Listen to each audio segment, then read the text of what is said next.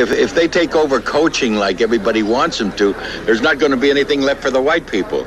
I mean, all the players are black. I mean, the only thing that the whites control is the coaching jobs. Now, I'm not being derogatory about it, but that's all that's left for them. The black talent is beautiful. It's great. It's out there. So the only thing left for the whites is a couple coaching jobs. Yeah, maybe we need to get more black coaches, don't you? Oh, it's all right with me. Okay, well, I'm sure that they'll take over that pretty soon, too. If you want me to tell you why there aren't any black executives, I'm not going to tell you it's because the blacks aren't intelligent enough. I'm going to tell you because it is that whites have been running the establishment of broadcasting, just as they've been running the establishment of baseball for too long, and seem to be reluctant to give up power. But let's say what it is, that there is a sense that the black can work in the field. He can work in the cotton field, he can work on the ball field.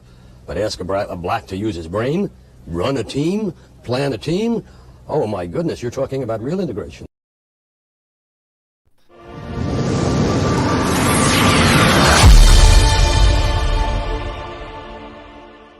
Real talk, 9 to 2, can't go with everything. Real talk, 9 to 9, can't go with everything. Real talk, 9 to 9, can't go with everything. Real talk, 9 to 9, can't go with everything. Welcome to the Real Talk, 9 to Talk. 5 brothers conversing, 2 nines reflecting the spark. It's not a style, Harlem Live, New York. Go with the official realness, blowing up the joint. So let's fly to the dirty south, let's see what's shaking. Juice great, Georgia Live, straight from making. Dollar bill, will y'all? Yes, sir, see.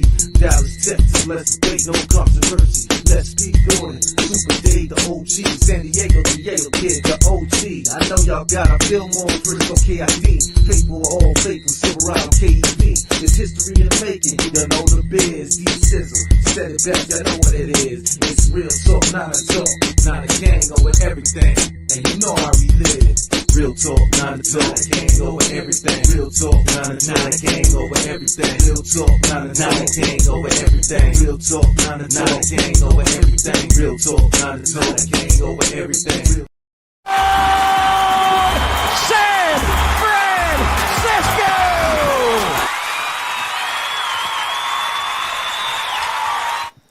All right. What's going on, Empire? What's going on, fellow faithfuls? We're back after a long season. I think the last time you guys saw us was the NFC Championship game. Yeah, we need a little layoff. Let the Super Bowl hype, let all that go away. And today's topic fell into our lap, you know? So, of course, you guys know this is the home, the official realness, Real Talk 9 to Talk. Yes, nobody brings you that unabashed, unapologetic, real 49 to talk, like the crew here at Real Talk 9 to Talk. Now, pardon me, I know that was a lot of talks, you know, kind of repetitive there. So we're going to get into the topic of discussion today. You know, racism in the NFL. This conversation's been a long time coming, and yeah, we're going to talk about it. Let me get this out of your way here. I'm sorry, guys. Wow, there it is. Yeah, so like I said, this conversation's been a long time coming, and you know the crew here at Real Talk. If anybody's going to address it, it's going to be us, all right? We're going to talk about Brian Flores' lawsuit. You know, it's a conversation piece. Let's talk about it. You know? Brother Hugh Jackson. Is it is or is it ain't, Hugh? You saying it, now you walking it back. So, yes, we're going to talk about it. Oh, and might I add, for those who honest and open conversation, you know, it makes you uncomfortable, and I know you want us to shut up, but we're not going to shut up. We're absolutely not going to shut up. That is the reason for this platform. We're going to talk our shit, we're going to talk our truth, and we're going to stand on the truth. All right? So with that being said, without any further ado, time to introduce the crew. Hey.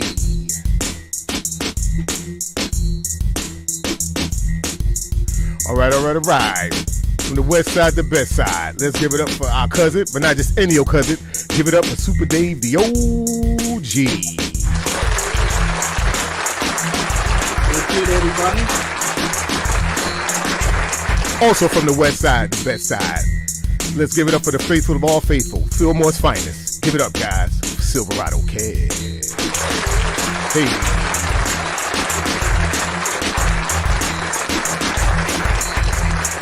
All right, and we're going to shoot down to the dirty South. For the Prince of the South. For the Mac Town where they lay their Mac down. Let's give it up for our brother, Jew the Great. Hey. Oh, we got company, y'all. From the 90 Game Podcast. Let's give it up for our brother, Dion. Give it up for Dion, y'all. 90 Game Podcast. Hey. Check that boy out, though. And last but not least, it is I, your host, Niner Style. And we are the Real Talk Niner Talk crew. Let's give it up, y'all. Hey. And you guys know I got to stamp it. Let's get it. Welcome to the home of that official realness. Let's get it in with Real Talk, Niner Talk. Yes, sir. Yes, sir. Yes, sir. So let's start out with, well, how's everybody been? Let's start out there. You know, I know it's been, we haven't seen each other or really kicked it since NFC Championship. So, you know, how's everybody been, man? Frustrated. Past 2 weeks. Better now. You know, it was rough. Man. It was rough. I'm glad all very rough. Yeah. Well, I'll let Jew. I'll give you the honors, Jew. I'll give you the honors. You know, you can sing the Welcome Back Carter because I didn't get to load it up. I'm sorry, brother, into the soundboard. But yeah, we went to play a little tune for you guys. Welcome back. Welcome back. Yeah, man. It's been 2 weeks, man. We know you guys missed us. We missed you guys too. And like I said, we got company today. We got brother Dion, 90 Gang Podcast, man. He all quiet in the corner, you know. But trust me, man, it's coming today, man. Look, nobody put baby in the corner. Hey, look, man, at the end of the day, I will be happy and comfortable as soon as Jimmy Garoppolo is gone. I need him to officially be gone, an official trade. I will help pack his bags. I will drive to Santa Clara and drive him to wherever he needs to go. If they don't want to take his flight. Book his flight for him. Hey, I'll take him to the airport, make sure he get through security properly. Well, you know I what will we say, sell man. his house. That brother could, you know, he could use my luggage, as we say. You know what I'm saying? As soon as he gets out of town, my life will be better. That's on St. Patrick's Day. I will be celebrating St. Patrick's Day this year. There you go. That's right. Well, hey guys, we got a loaded comment section. So you guys know, let's get into it, man. Let's get into it. Oh, I'm sorry. So many controls over here. You guys got to mind me. Hey. All right. It's the roll call. All right, y'all. Let's give it up for Little Jew, a.k.a. JJ K-Squad. Give it up for Little Jew, y'all. Hey. All right, and in the place to be, let's give it up for our brother, Freddie G. Give it up for Freddie, y'all.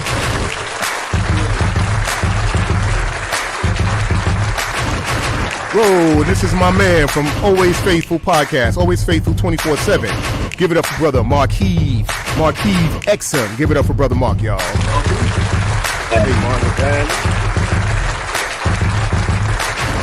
Hey, and from around the way, we got 49er Faithful Dave from PA. Give it up for Dave, PA, y'all.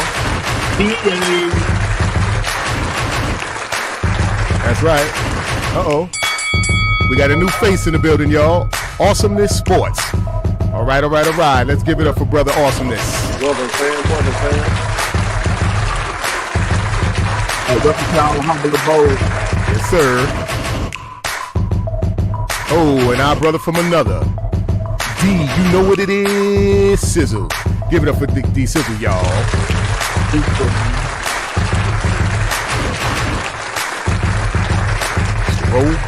It's the roll call. All right.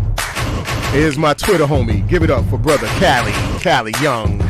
What's going on, brother Cali?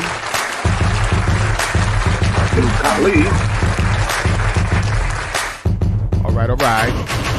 Everybody get in line for T-Man 679. Give it up for T-Man, y'all.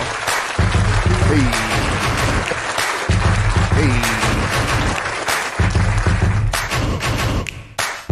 Get along. I see Marquise in the building. Yeah, I got the Marquise. In the back door.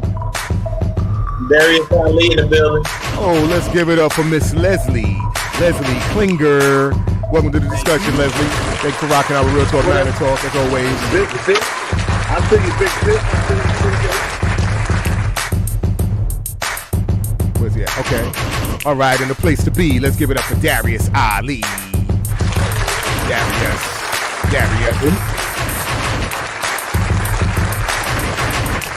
All right, let's give it up for Brother Charles Johnson. I remember him from last show. Welcome back, Brother Charles. Thanks for rocking out with Real Talk, Niner Talk, and being a part of tonight's discussion.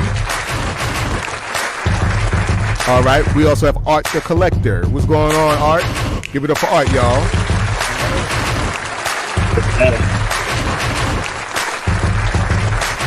Roll call is the roll call. Let me see, guys. We got anybody else in the building? Anybody I miss? Already.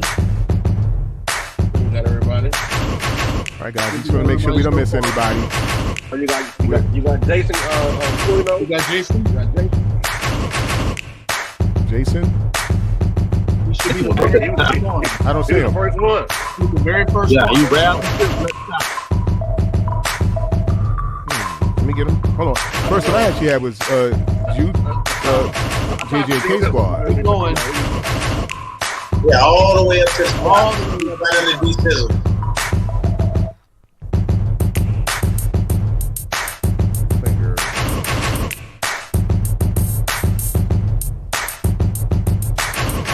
Okay, you say he's with by these. Okay. There he is. Jason Quino. Give it up for Jason. I think it's Quino. Give it to Jason Quino. What's going on, Jason? My apologies, man. Couldn't find you earlier. Couldn't find you. Ready from the base.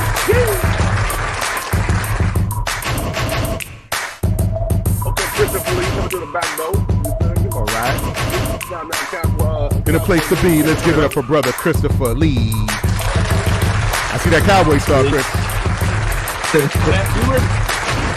We were trading shots yesterday on his show. So Right on.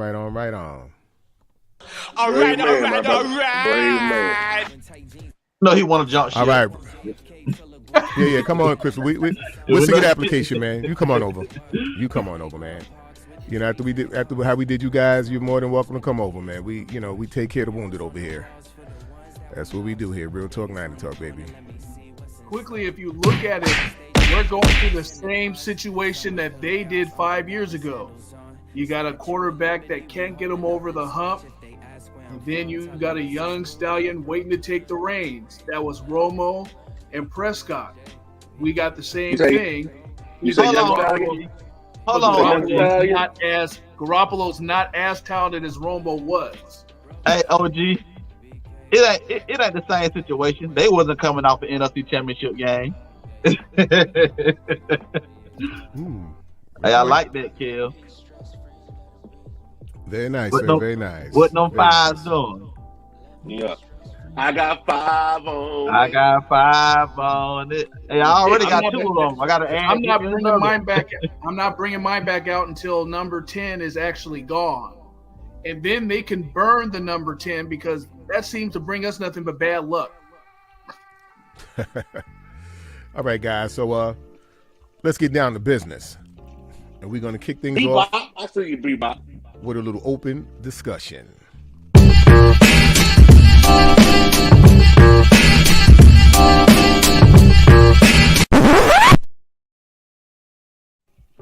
All right.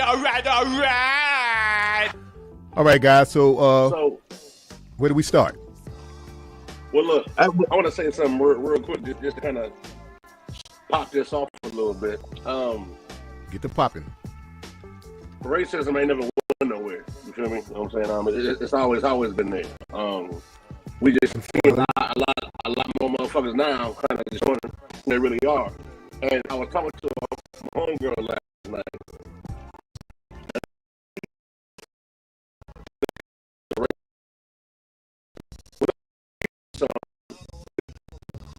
always the first black. You know what I'm saying? They don't say the first white dude did this. The first white woman did this. You know what I'm saying? Right. So my point is, when it's us, it's some new shit. You know what I'm saying? When it's us, it's different. You know what I'm saying? When it's us, it's unexpected. You know what I'm saying? Like, we smart, we intelligent, we bright. You feel me? We're the same. We're the same. You feel me? It's just that we don't get the same kind of love. It's all about that power, man. It's all about that power.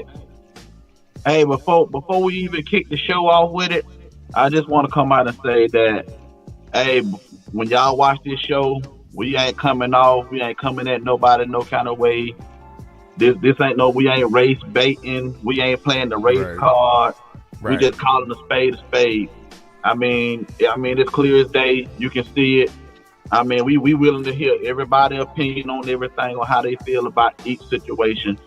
We just coming out here and we talking from our point of view and letting y'all know how we feel and how it looks to us from the outside looking in. Right. Well, the whole thing is, and for those of you that say that politics shouldn't be mixed with sports, I got news for you. It has always been mixed with sports. Absolutely. Since the beginning of time, you can go back to the Olympic Games. It's always politically affiliated. So This is nothing new. Even though we want to separate this as entertainment, there's always politics behind it. Not necessarily a democracy, as we'll discuss, but there's always politics behind sports there. The one thing that I would say is, remember the name of this show. Because when we get real, don't get upset. We are here to give y'all facts. Everything that we're going to bring you is all truth.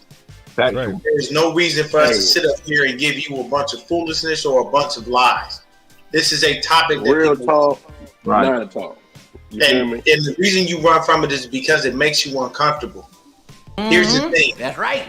We're going to tell you exactly what's going on. We're going to talk about some things that's going to make you uncomfortable. If you want to have a healthy dialogue, then so be it. But if you want to get ignorant, remember what Kev said. Check your emotions at the door. At the door, baby. At the door. Because look, man. Hey, and it been somebody once said, on the other side of your emotions is the truth. Right. And then at the same time, man, we want to come to y'all and we want to actually let y'all see us and hear us speak it, because for some reason when we type it online, it get misconstrued. So we gonna come to y'all and we gonna talk to y'all so y'all can hear us and see how we feel and hear our voice and see where we coming from. We ain't trying to argue with y'all about the situation. We just keeping it real. And I'll piggyback off that to say I welcome all, I welcome different views. If someone feels different about, anything we say, we welcome that. We more than welcome that, but just understand that we got receipts today. Today we got receipts. Ain't nobody here just speaking, gibberish, or nobody's just talking out the side of their neck. Oh no, we have some receipts. So, it is what it is. I mean, like I said, this conversation has been a long time coming, and it's actually a pleasure, and it's our honor. Yep.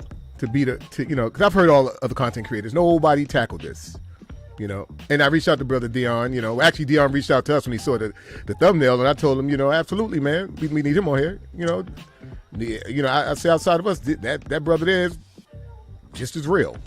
I literally am the only person that I know of that attacked the issue with the black head coaches in the league. And there's plenty of content creators out there for the Niners. And I'm not saying nothing negative against nobody else. I'm just calling it like I see it. Just like you said, calling a spade a spade. I put a video up on black coaches and talked about some of these things because I'm okay with having that conversation. And I'm okay with not having a billion people follow me or people unfollow me because I'm sitting there telling y'all the truth of the situation. If you don't like what I'm saying, it's perfectly fine. I'll tell you the same thing I tell anybody else. Keep scrolling or don't watch. I'm not going to hold my feelings and my integrity hostage to make you comfortable. Right. I'm going to tell you exactly the truth of things. It's just what we're here to do. Right. And we when we posted the thumbnail for the show, we lost a little bit over 20 subs. So they showed us who they was when they left. Know what I mean? So if you can't handle that and you can't handle this conversation, then we ain't need you here no way. So don't let the doughnut hit you. You know what I mean? With a good large pretty much. And actually, but we've also gained 230 subscribers from those 20. Yeah. So thank you. Hey, well, shout out to the real one. Sad and unfortunately, we expected that. We expected that. Me and brother Sizzle, me and D Sizzle, when we talked the night before I put it up, Dizzle said we gonna lose. Sizzle said we gonna lose a few, but that's okay. I said exactly. We know we gonna lose a few, and for those who who can't handle difficult conversations are part of life. Nobody goes through life squeaky clean. There's gonna come a point in time where you have to have a difficult conversation about something. And this is just one of those times. Unfortunately, it's in the world of sports. But I want to get into Miss Leslie's comment here. Miss Leslie, and like I said, that's with all due respect, Miss Leslie. Like I said, we come factual, we also come respectful. All right? And she says the NFL reflects society. Facts. Has it improved? Oh, heck yeah. However, Kev is right. Racism has not disappeared. The question is, how do we fight it? How do we stand against it? All right. All right. This is how I say this is. I say this is how we do it, Miss Klinger, with conversations like this. This is where it starts. Is it gonna happen overnight? No, but this is damn sure a start. I was labeled a racist on Facebook, for simply stating certain facts. And you brother seen it. They put me in Facebook jail, which I laugh at, But people, when you make them uncomfortable or when they can't handle, what they say, if you can't handle the heat, get out the kitchen. But they don't get out the kitchen respectfully. They don't play fair. They go out the kitchen with plagiarism and defamation. They completely defame me. There's nothing racist about me. Believe that. All I did was speak the truth. And when you speak the truth, people don't like the truth. The truth is pretty powerful. The truth is powerful. People don't like the damn truth. I don't know what it is. People just can't handle the truth. And all we're gonna do in this show is tell you the truth. I know our intro probably threw some people off. Oh no, I can't watch that. No, it's the truth, man. It's a reality. It happened. It was said. People feel that way. Think about it like this. The perfect response to that was just in our group here. D Sizzle just answered it. Exactly. The way you fight against them is you hit them in the pocketbooks. People need to understand Roger Goodell is a scapegoat. Yep. He works for 32 different ownerships. Mm-hmm. They are the power.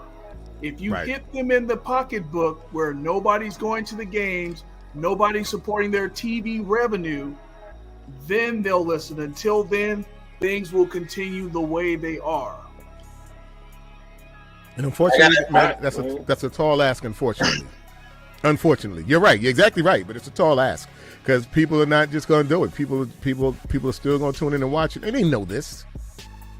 And they know this. And this is why it continues. Why do you think them people, the funny thing is when we didn't have fans in 2020 and all the players were saying that it didn't make a difference, you know who was sitting there screaming it makes a difference? The owners. Why? That's right. Nobody in your stadium, nobody buying your merchandise, nobody buying anything from the vendors. You wasn't buying hot dogs, chips, food, snacks, nothing. So you have that issue that's there. And I'm going to say this because I'm pretty sure this has been said by all of you at some point. If you take us out of sports, it will be boring. No sports. If you took black people out of basketball, it'd be boring as shit. Because you wouldn't imagine what the dunk contest would be like. And look, Matt, and I know this is cliche. This is gonna be taken as racist, but what would the dunk contest be like with our brothers? Think about that. It'd be trash. Well, if you take us out of the NFL, you have to think about it. Right now, we currently make up, and I got the numbers right here. We currently make up 57.5% of the NFL. White players make up 24.9%. We double the amount. So for every one white person in the NFL, there's two of us. And the reason that there's two of us is because we do shit you never see. And I'm not telling you I'm not telling you this because this is a lie. This is just the truth of it. Right. You have to look across the NFL, and I'll tell you this. Cooper Kupp cold. That's a cold Hey, dude. get out my head, boy. Get out my head. Hey, that's a cold dude. But where are the other Cooper? That's all I'm going to say. Where's the rest of them? It's a cold white boy.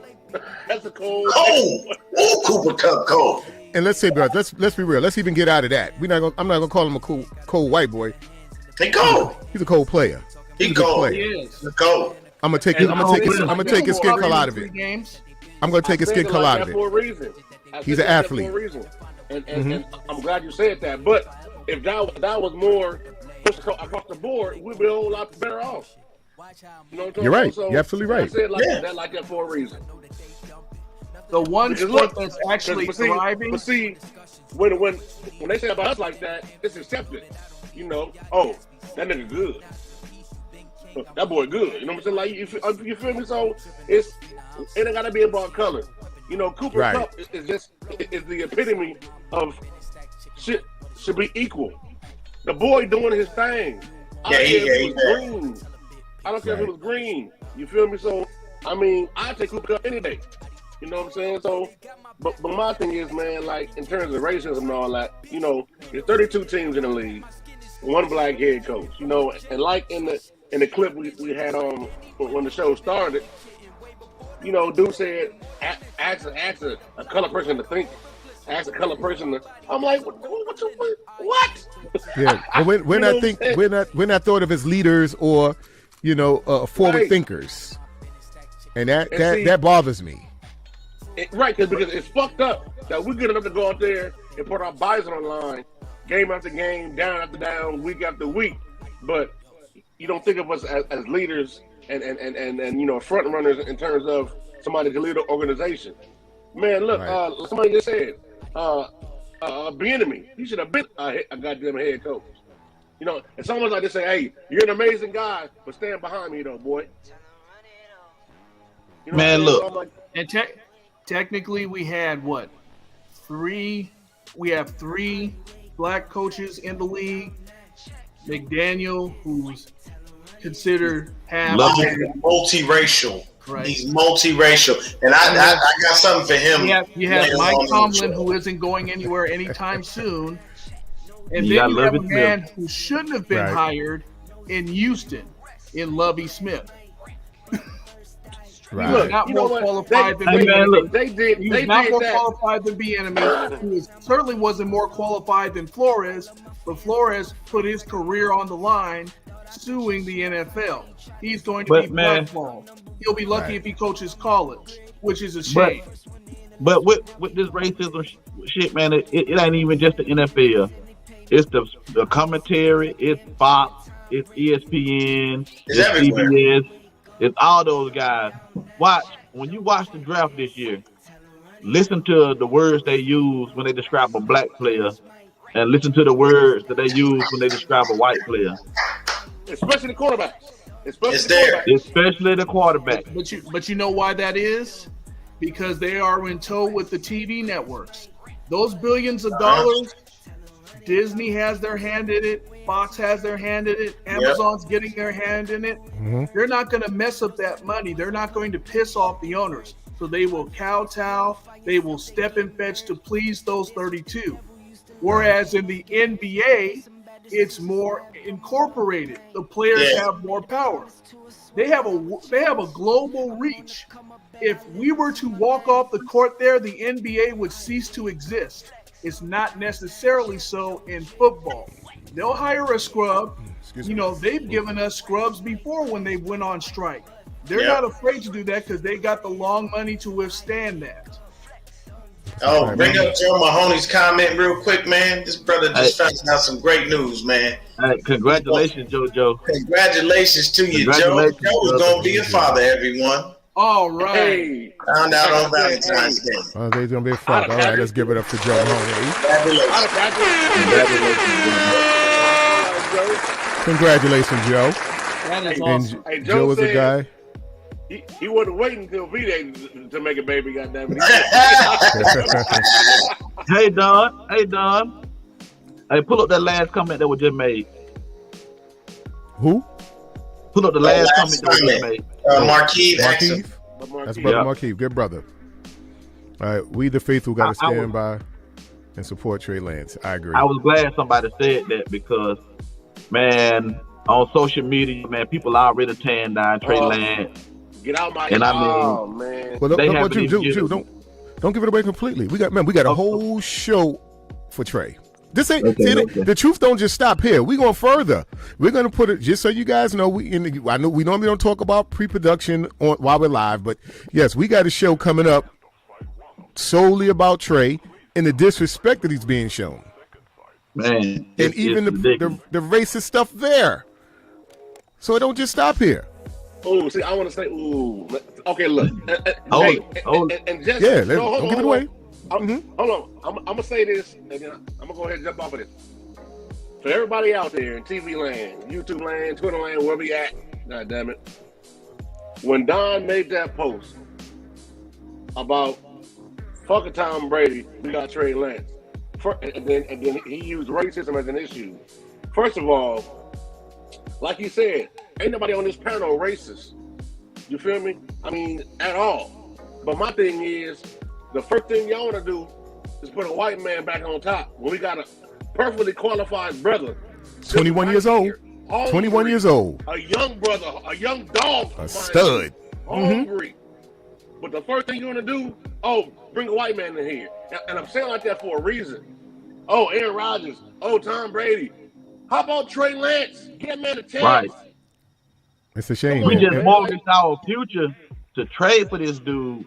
And y'all willing to bring in everybody in their mama and give everybody a shot but him. Well, my thing is this: he don't have a big enough sample size. He doesn't have a big enough sample size for people to be so critical. 2 games, and then he didn't play well. Well, listen, he won 1 game, so how bad could he have been? He won, and the damn near won the one he lost was 85% of their offense. I said that was more about Shanahan's scheme than his play. So my whole thing is, what is it? Let's really get to the bottom. What is this really about? Right.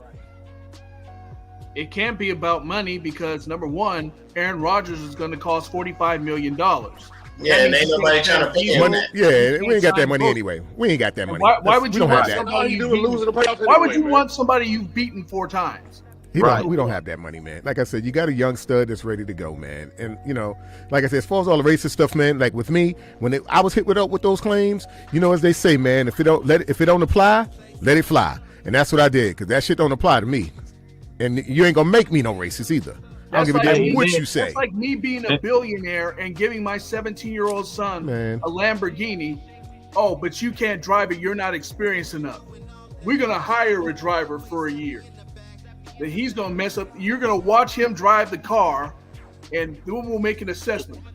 Oh, you're not ready. We let you out 2 times. You're not ready. So we're going to get another driver. You're going to put stopgap after stopgap after stopgap. Meanwhile, you're going to waste away the pick you had. Let the young man start. Well, like I said, what could it all be about?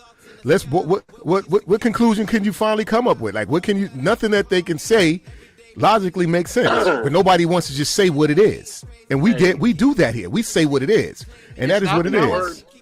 Hey, look, in the words of my man Arthur Bowers, to follow you, Don. What does it all mean, Basil? Yeah, you're right. What does where is this coming from? Like, what mean? It amounts to something. I don't know if y'all remember this or not. Go ahead. But I remember. Y'all remember when Cap was in? All we heard was Cap can't read defenses. Cap can't do this. Cap can't do that. What he couldn't do. Cap can't throw a touch. Cap can't do this. Trey Lance ain't ready. He missed the whole season. He need to sit another year. But when we traded for Jimmy, these motherfuckers were saying, put him in. Y'all wasn't saying he wasn't ready. Y'all wanted Jimmy to come in as soon as we traded for this motherfucker. Mm-hmm. Y'all was saying, put Jimmy in and let's see what he can do. But we don't get that same energy when it comes to Trey Lance. Well, let me tell you why I say what I say. Why it's evident to me what it is. Whenever you talk to these, well, I'm not gonna insult them. I would call them these Jimmy sexuals. We ain't gonna do that. We're gonna keep it respectful. These Jimmy supporters, whenever you get into a debate with them, what's the first thing come out their mouth? He a winner. No, besides that, Kaepernick. They always bring up Kaepernick. Why the fuck? Excuse my French, guys. Kaepernick had better playoff stats than Jimmy Garoppolo. Dave, that's not even the point. Why is Kaepernick coming up in 2022? Right. Why is Kaepernick coming up with Trey Lance 2022? They're still mad at Kaepernick and the whole kneeling thing and the whole racial undertone of that. Why is that being dragged in with this young brother? What did he do to anybody? True be told, Captain motherfucking Reason, we even talk about this again. Yep. Right. Come on, man. Like, look, man, like that whole shit. Look, man, I don't know if y'all saw the shit. And Don, I'm sorry I couldn't find the footage. But I was on national news 3 times in a week talking about Cap. And I said the same thing there. I said it tonight. As far as the national anthem and kneeling and all that. What I said was, how many of y'all motherfuckers at home, when y'all watching the game, stand up for the national anthem and put your hand over your heart watching the game from home? You don't. Nobody. They hardly show it. Come on, man. What Harbaugh say? Nobody. It was never Not one about of them. the flag. It was never about the flag. About equality. I mean, come on, man. Like, but see, Man, when we say the shit, it's combative. We're complaining. We're crying. Right. And just as a reminder, he was told by an Army sergeant that kneeling was the best way to protest. But nobody's mad at that Army sergeant. Right. Yep. Hey, and here's the thing. When you look back at it, all of these, there were so many things in this world that were created to divide. Right. Race was created. If you're a religious person, look at the Bible and tell me you can find somebody that's black or white. Where you were from was what you were. You were Egyptian, you were Philistine, you were from Sodom, you were from Gomorrah, all these things. Right. When you look back in time, race, money, class, all of these things were created to divide. And this is why we are here now. But the issue is we have to face these things head on and we have to tackle these topics because they exist and they will not go away. They're just buried. Somebody swept it under the rug to a point where society, to the naked eye, people will believe that this stuff does not exist. At the end of the day, it wasn't like we wanted these situations. We had to fight for this shit. We had to go out and get hit with water hoses, get attacked by dogs. We had to go out and protest. We had to fight to change laws just to have simple, minute things in the world simply because somebody wanted to create something that would divide us and that would separate us because somebody felt superior to another human being. Right. When at the end of the day, if you peel the skin off of all of us, everybody look the same and you look weird as hell because you're just walking around muscles and organs. But the skin is there and the melanin exists. And let me tell you something. For all the people out there that say that we complain and we cry, why are you in tanning booths trying to get this shade while we have it naturally? These are things that occur in the world that cannot be avoided.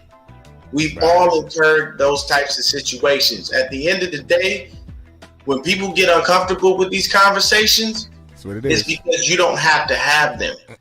And you don't want to have them because you're like, well, why are you guys sad? Everything is fine. No, it's not. Because I got 2 black sons that I still got to sit down and have a conversation with about how they got to act around the police. Yes. And it's a damn shame that, and see, they're not faced with the reality that a simple routine stop or cop coming to your house for a domestic situation could end up with one of us in the morgue. Any one of us could end up in the morgue behind a simple routine stop or, a wellness check. Anything. We could end up in a damn crossing the street. Yeah, I mean, it's somebody help someone and then come in and they like, oh, we got the person and and that person standing there that was being helped is like, no, idiot, it's the person that he got pinned down on the ground. You got the wrong person. What are you doing? Well, that's a sad reality, man. But what I want to do here, guys, I want to move on forward here. I want to talk about the first brother to ever play in the NFL. Nobody ever talks about this, I was educated by my research for this content. And like I say, I want to introduce Brother Fritz Pollard. Let's give it up for Fritz, y'all.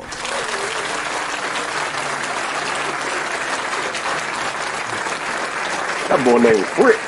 All right, Fritz Pollard. In 1920, Fritz Pollard became the first African-American to play in the NFL during his formative years.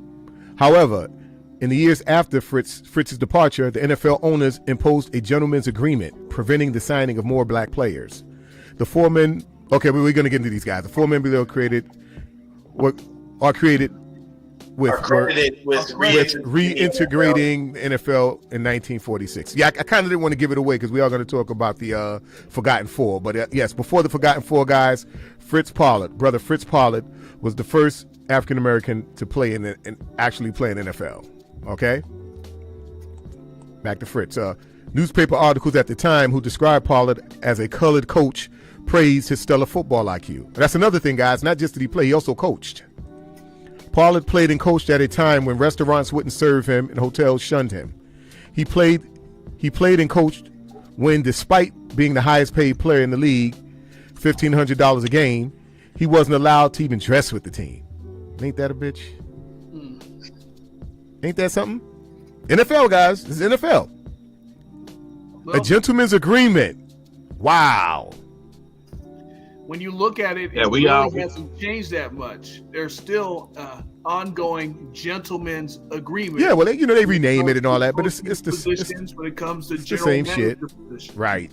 You no business born insecure junkyard mother. That's what they are, man. That's what they are.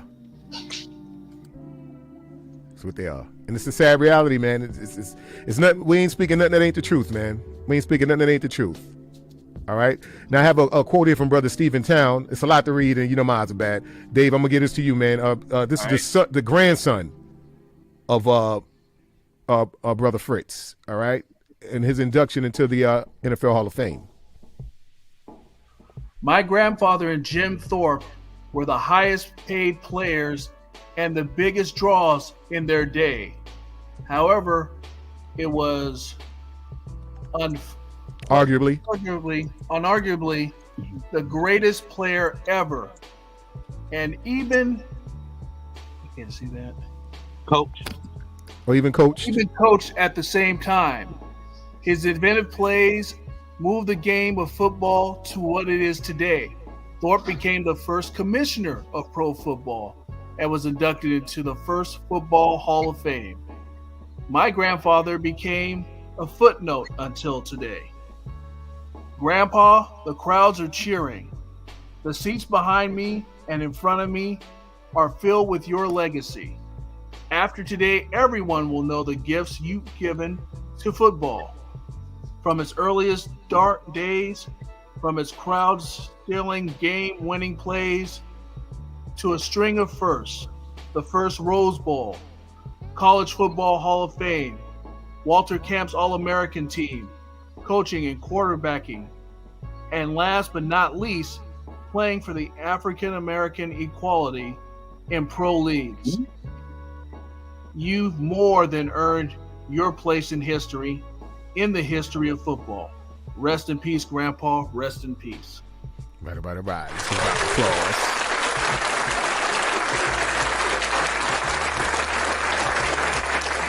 Fritz Pollard, y'all. Remember that name, Fritz Pollard. Fritz Pollard.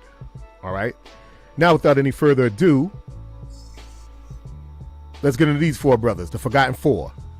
Now, these brothers were the first four African Americans to play in the NFL once it was reintegrated after their gentleman's agreement. Is that correct? Am I right on that, Dion?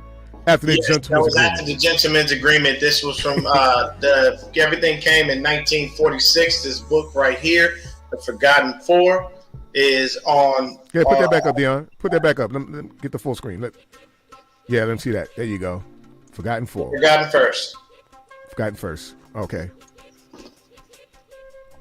Great read there, man. Now, those brothers went to UCLA.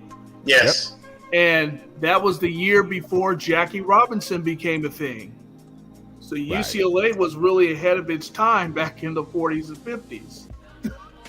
Right. Well, I got some clips, man, showing these guys getting down and doing their thing, man. All right. So let's get into it. We're gonna start with brother Kenny Washington. Okay, I believe he played with the Rams. Yes, he did.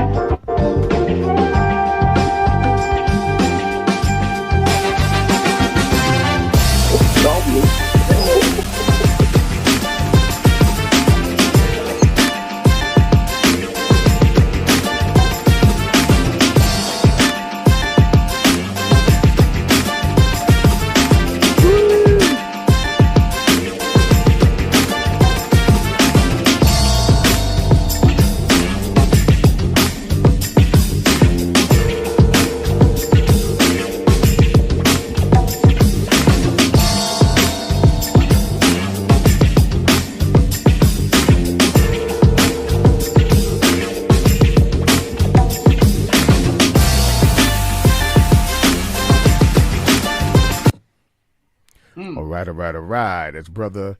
Let's give it up, guys. Brother Kenny Washington. Kenny Washington. All right. Next, I got a highlight reel of next brother Bill Willis. Forgot. I think was he with the Browns, if I'm not mistaken? No, he started out with the LA Rams as well, but he only wound up playing a year because of everything that was going on in the NFL. But we can get to that in a second. Roll these clips, baby, because, hey, Kenny, man, I know because I'm a UCLA fan. Okay, I want to fact check something else. So Bill Willis, he was the roommate of Kenny Washington. Yes. And he actually was brought into the NFL strictly to be his roommate because nobody else would room with Kenny Washington. Fucking sad, man. Let's get it, guys. Bill Willis.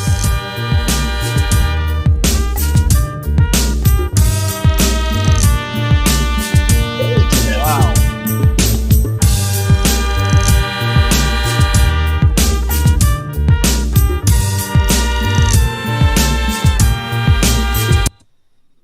All right. Let's give it up for brother Bill Willis.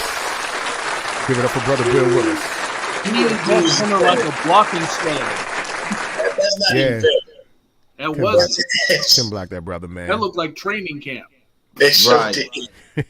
Well, next up, number 3, we got Woody Strode. Now, Woody Strode he went to Hollywood, right? This brother turned out to be like a model actor. No, let me double check because I got the stuff right here. Woody Strode, yeah, I believe he turned. Woody. Where'd he go? Woody Strode, yes, he did. Mm-hmm. I think he won an Oscar or something like that, I believe. Willie Strode, hold on right here. Woody Strode also signed with the Rams in 1946. After his first season alongside Washington at the Rams, Strode decided to pursue other career paths, citing issues such as a lack of playing time and constant racial abuse as contributing factors to his quick departure. Once being quoted by a reporter in 1971, Strode said, "If I have to integrate to go to heaven, I don't want to go."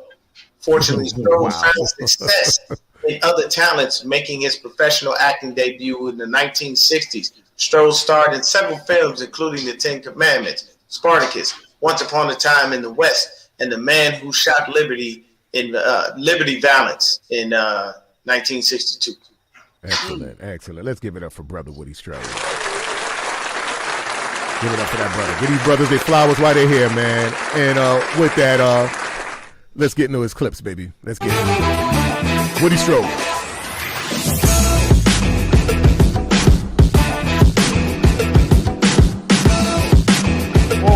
Coming off that edge.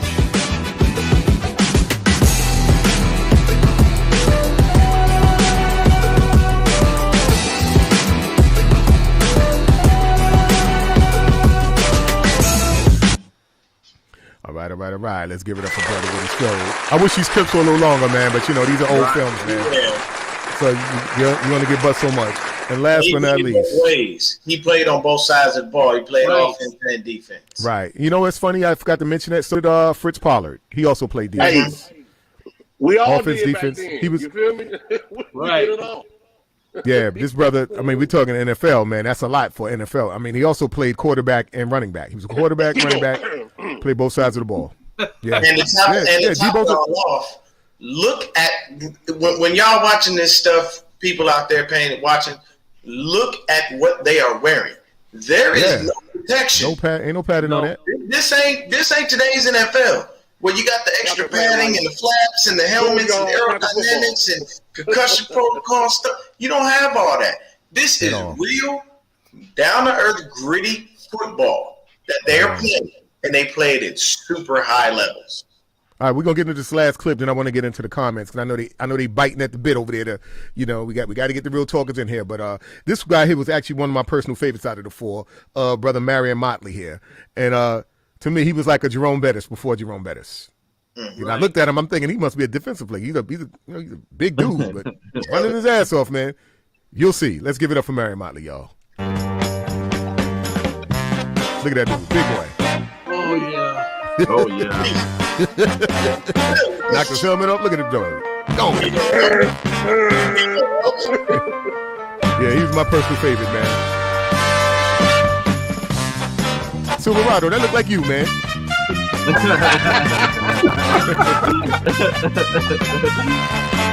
at this dude. He's like a freight train. Get off me. Get out.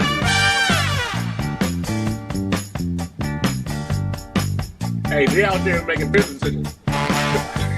Nobody wants to talk about that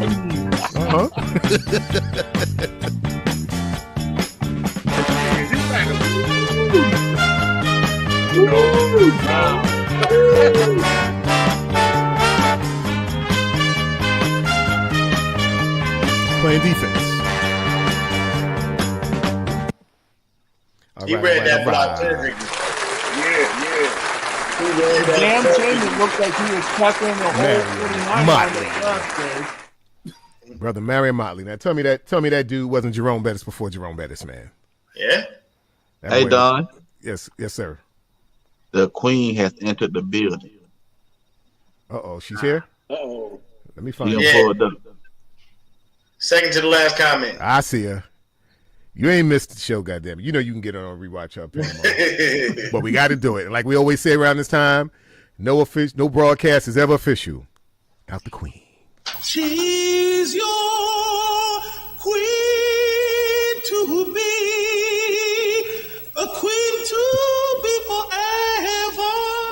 Give it up, y'all, for Panama Queen. You started that too. All right, we're going to go into a little bit of a roll call because I see we got some new heads in the building. Okay, now we got you, brother Mark. Tanya says, very interesting show and very important topic.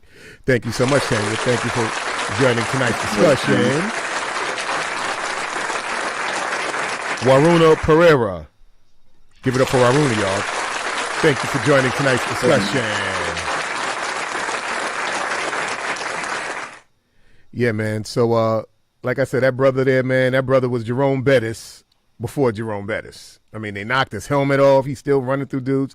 Did you see the one play where they had him on the sideline and he never went down? He threw the guy off of him?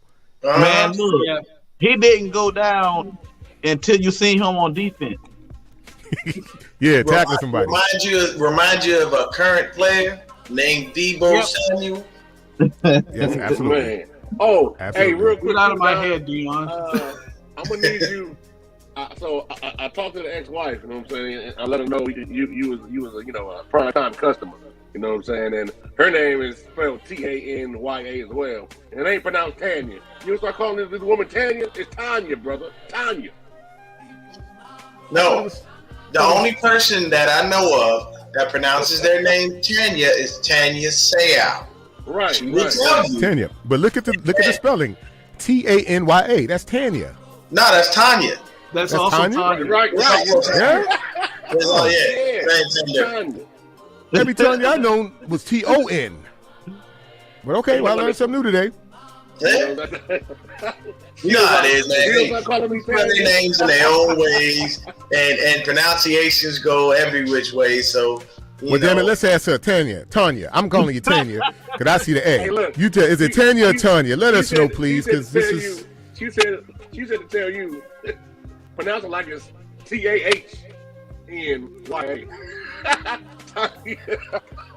You can get the book on Amazon. Well, that could be Tanya. You know, if it's TAH. And you can get this book. You can get this book right here on Amazon. I'm not sure exactly where my mom bought it for me, but I have seen it on Amazon. It is available for you to buy, or you can go to Barnes and Noble and they will request it. Oh, it's tan, like suntan. Okay, so it is tan. Okay, my bad. Okay. Listen, man. I guess it varies. Listen, man. Yeah, it varies, but yeah, I saw the A. I know I ain't crazy. Hey man, you know, hey look, you know, black people try to throw flavor on different shit. Oh yeah. Well, let's thank Tanya, Sister Tanya here for keeping it as it's spelled. There it is. There it is. All right, guys. So let's hold on. Real quick, little backstory. I had a female friend of mine. She showed me her daughter's name, right? She showed me it written down, and she was like, I forgot what happened, but I had to read it, and I was like, oh, okay. I was like, Imagine? And she was like, no, her name is Imagine. My motherfucker, I say Imagine. You know what I'm saying? And I'm gonna be honest here, and I'm gonna say something here. Some black people, and I'm gonna be honest, some black people don't need to name their kids. You know, in England, they name you if you don't name your child after a certain time. They give you a certain time frame to name your child, or the country will name your child, will name the baby. Oh, I didn't know that. Yes, in the UK they do that. My boy was. I know there's a country that if you give your child a messed up name, they basically won't allow it. Like they basically say you can't. We need that law here. We need that here. we seriously need that here, man. We could avoid so many Tangerays and Alizés with that law.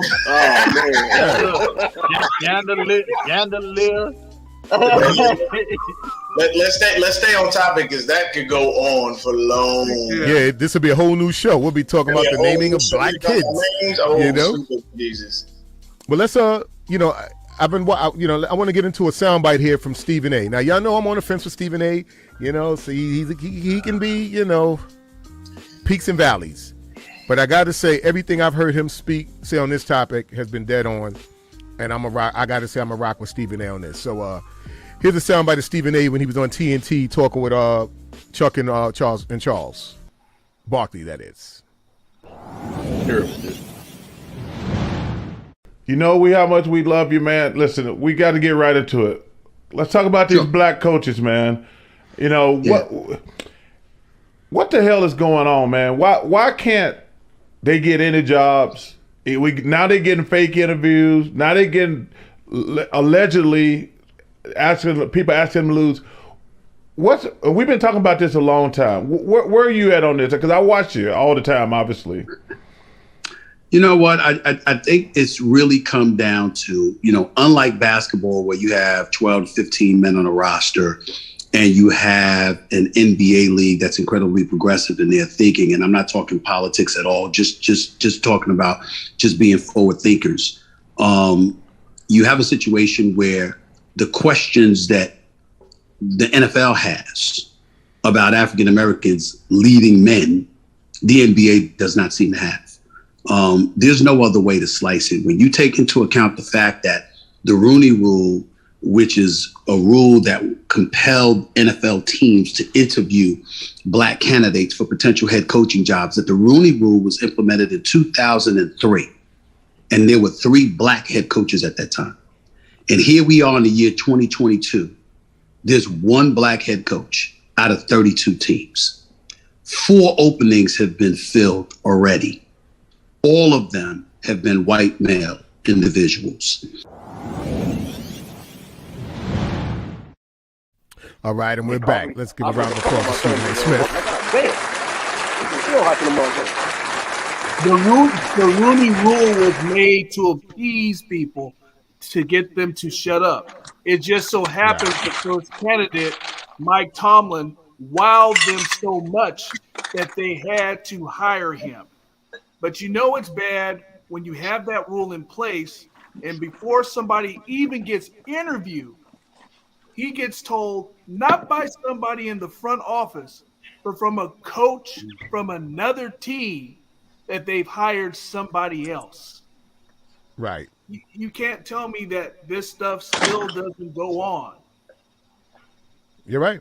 That's the sad reality. What's changed? Let me give y'all a fact here. In the 100-year history of the league, 24 of 32 franchises have had one black head coach or no black head coach at all.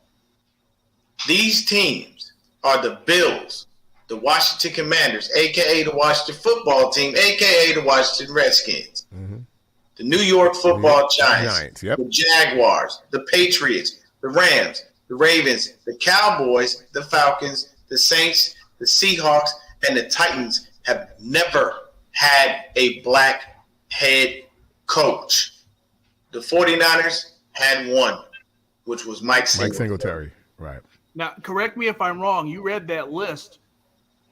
Is there a single NFC East team exempt from that? Let's see. There was the Giants, the Cowboys. The Cowboys are there. The Eagles are there. No, the Eagles were not in there. Huh. They're the only exempt team. Interesting. Very interesting. Yeah, I believe that list was a lot longer than I thought it was. It was because, like, I have the list of black head coaches. So you had Fritz Pollard, Jim Caldwell, Dennis Green, Tony Dungy, Mike Tomlin, Todd Bowles, Anthony Lynn, Marvin Lewis, Hugh Jackson, Dungy, Leslie Frazier, Mel Tucker. There was, we've had some people in. The crazy thing that I looked at, and one of the things that I was looking into was there's a lot of recycling of the same black head coaches. Herm Edwards had several chances. Tony Dungy had longevity because he just stuck with one team. He started out with the Bucks, and basically they did Tony Dungy like they did Mark Jackson in the NFL. He had that Bucks team built and ready to go. They handed it to John Gruden, and John Gruden won the Super Bowl. Right. And what happened with Mark Jackson? He had that Golden State team ready to go. Steve Kerr slides in and wins the championship. So the craziest thing about it is when you look at some of these things here, man, it's mind blowing. The stats and whatnot that come into it. 6 NFL teams have never hired a black candidate or any person of color as their head coach or GM on a full-time basis.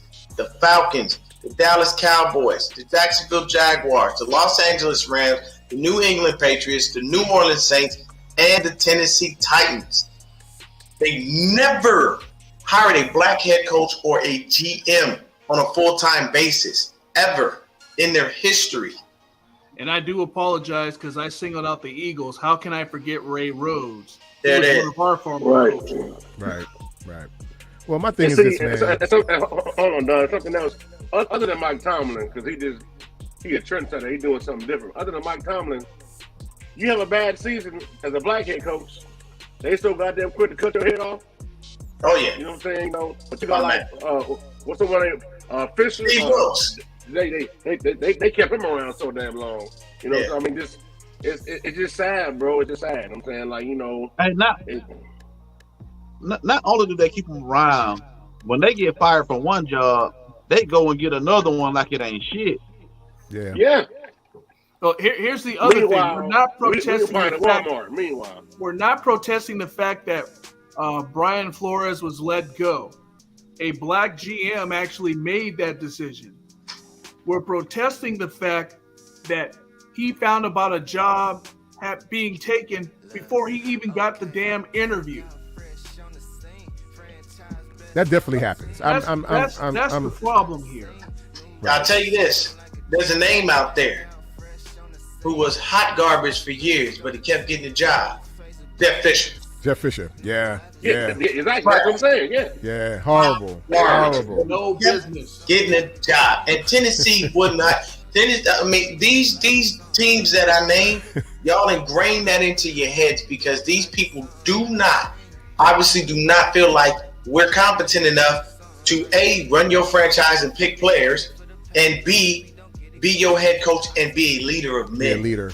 What's funny, you see, I laugh about Jeff Fisher because it was so bad with him. I think the Rams got their ass whipped by damn near 50 points before they finally just said, you know what, enough is enough, man. They got the dog shit beat out of them. It took that for them to finally fire this dude, man. He was horrible. He wasted. Look like this. He wasted Steven Jackson's career. Listen, Yes, man. he did. Hey man, look, listen. But you can go to college, you can go to the NFL.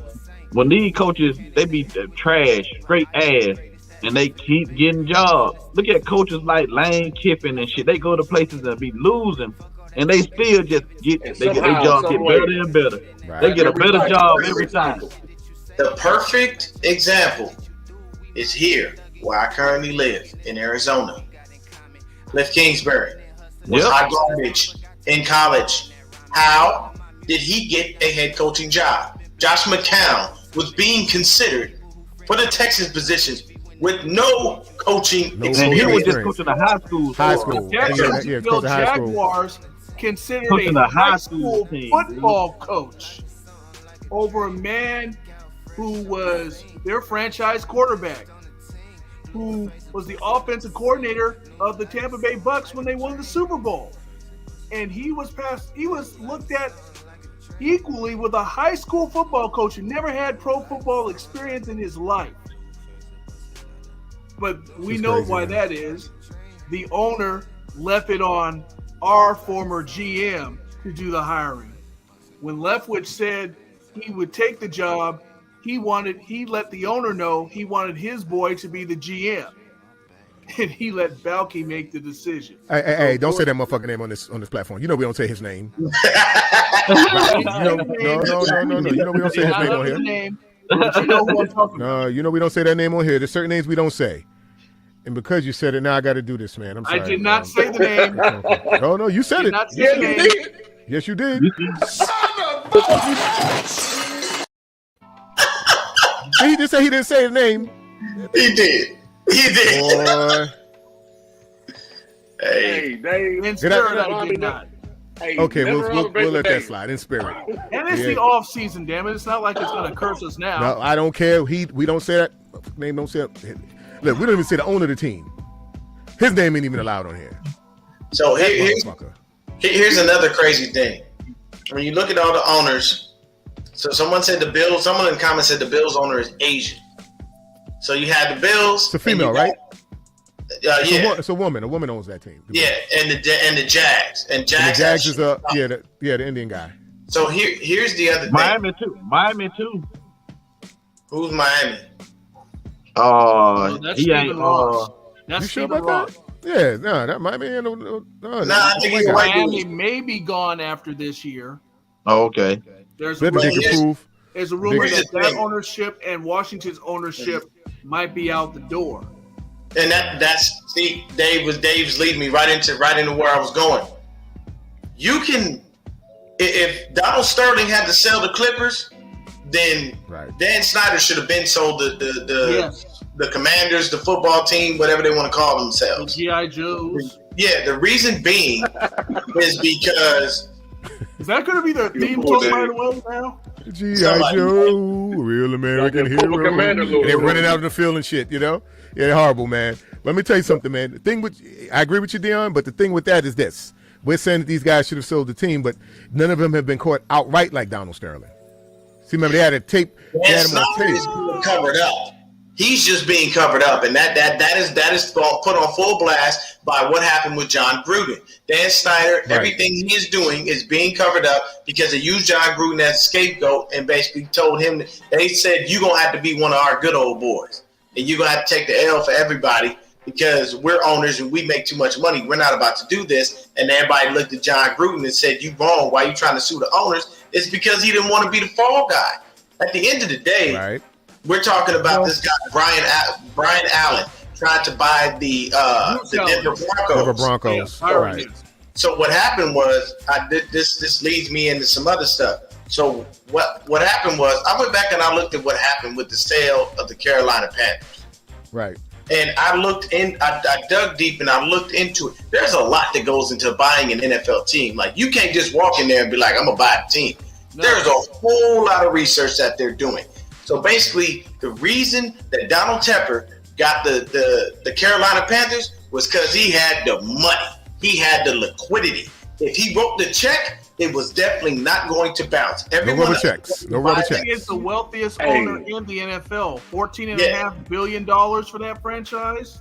They're not going to. Yeah, but the thing is, he had the check and he had the money, and basically when they did all their because they look at your finances in great detail, and they're basically saying, "Are you handing me debt, or are you handing me a check and I can cash this joint?" He was able to provide that money, which is why you didn't see anyone else get in there. Now, what they're saying right now is they're trying to put this guy Brian Allen out there for the Denver Broncos because basically I think the Denver Broncos is in a trust right now, and that's running out. So now the team has to be sold. So what it is you're going to prop him up and try to put him out there and say that he can be the owner. But what I'll tell you is, are these other, 30 owners going to be okay with this? Letting his brother in the building, because you can't sit up there and say no. And at the end of the day, the only way you mess with the rich folks is if you start digging in their pockets.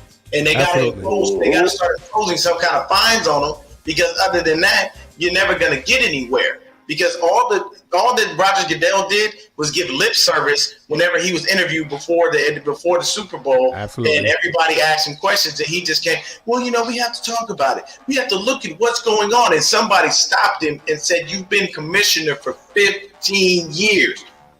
What else is there? Like, what do you need to do? We don't need talking. We need action. You can't sit up here and tell me that you've been watching this shit for 15 years and ain't nothing wrong, and you need to have another conversation. Fuck your conversation, man. Do something. See, again, that's not Roger Goodell. Yeah, I'm gonna say that. The owners, man. He. Yeah, he's just a figurehead, Deion. He's not the first black candidate for that. They interviewed 2 other billionaires for that Denver position. One just recently backed out because he had political problems. That's why Byron Allen is now being moved to the forefront. Because Robert Smith, the wealthiest black man in America, was considered for that until his political stuff came up. Because all it is an initiation fee, and all that money's going to the other 31's pockets. Yeah. But I mean, when I say that, I know that Roger Goodell cannot do anything. I'm saying go to them and do what you need to do. Because at the end of the day, all it is just like the Rooney Rule, there's some kind of appeasement. You know what I'm saying? I'm gonna tell you exactly how this conversation is going on behind closed doors with these other owners. Look, we got to do something to shut these motherfuckers up. So what are we gonna do? Because I'm tired of hearing this bullshit. I don't feel like dealing with it no more, and it's getting on my damn nerves. So what are we gonna do to shut them up? And who's gonna do what? Okay, Denver's up for sale. Fine, give it to the black dude. Let him do whatever he's gonna do. No one cares. We'll make sure the franchise fails. We'll rig it so that they don't have to put shit while he's there, and we'll keep moving. This is how they really feel, people. This is what they talk like. You think that what John Gruden is saying in them emails and all the other stuff, you think them conversations aren't had? They are. He just got put out there. You're right. Hey, Deion, they didn't even try to shut us up that way. They tried to shut us up with putting in racism on the back of the helmet, hanging up the Black Lives Matter flag at the stadium. Yeah, all that BS. I mean, every year pacifiers, fucking pacifiers. Every year with the NFL, man. Every year with the NFL, it's always something. Like when Houston owner came out and said, "Don't let the inmates run the asylum." And you seen D Hopkins and them boys. They wasn't even gonna play for this dude no more. Know what I mean? And NFL find a way to come and pacify us again. And got to sweep that shit under the rug. And then we bowled it along and went on because we like football. We watched the game still. And then when Cap took a knee, they came and blackballed this dude. And we said we wasn't gonna watch white ball. Ain't nobody black do nothing to him. The term is white ball. My bad. Well, I'm gonna say this, man. White ball this, man. I'm gonna say this, man. We've said here, like you said, the pacifiers, that's optics.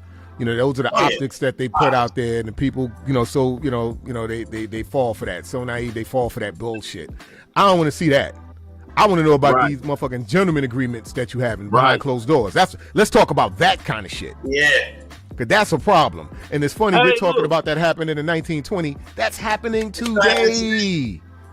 Nothing's changed. Hey, look. You know they said in them emails with John Gruden, it was like 15 owners in that motherfucker. They swept that shit on the rug. They just told you what Gruden said. They didn't say what everybody else said. They just told you that Gruden was talking about old dude lips and all of that shit. They didn't tell you what nobody else said in them emails. Oh, my man with the players union, yeah. But it's funny. Remember Jerry Jones? Hold on, but remember Jerry Jones with the kneeling? The Cowboys. Remember, he was everybody has a right to speak their thing. You know, he wasn't going that hard on the Cowboys. He wasn't going that hard on the players till he had that meeting.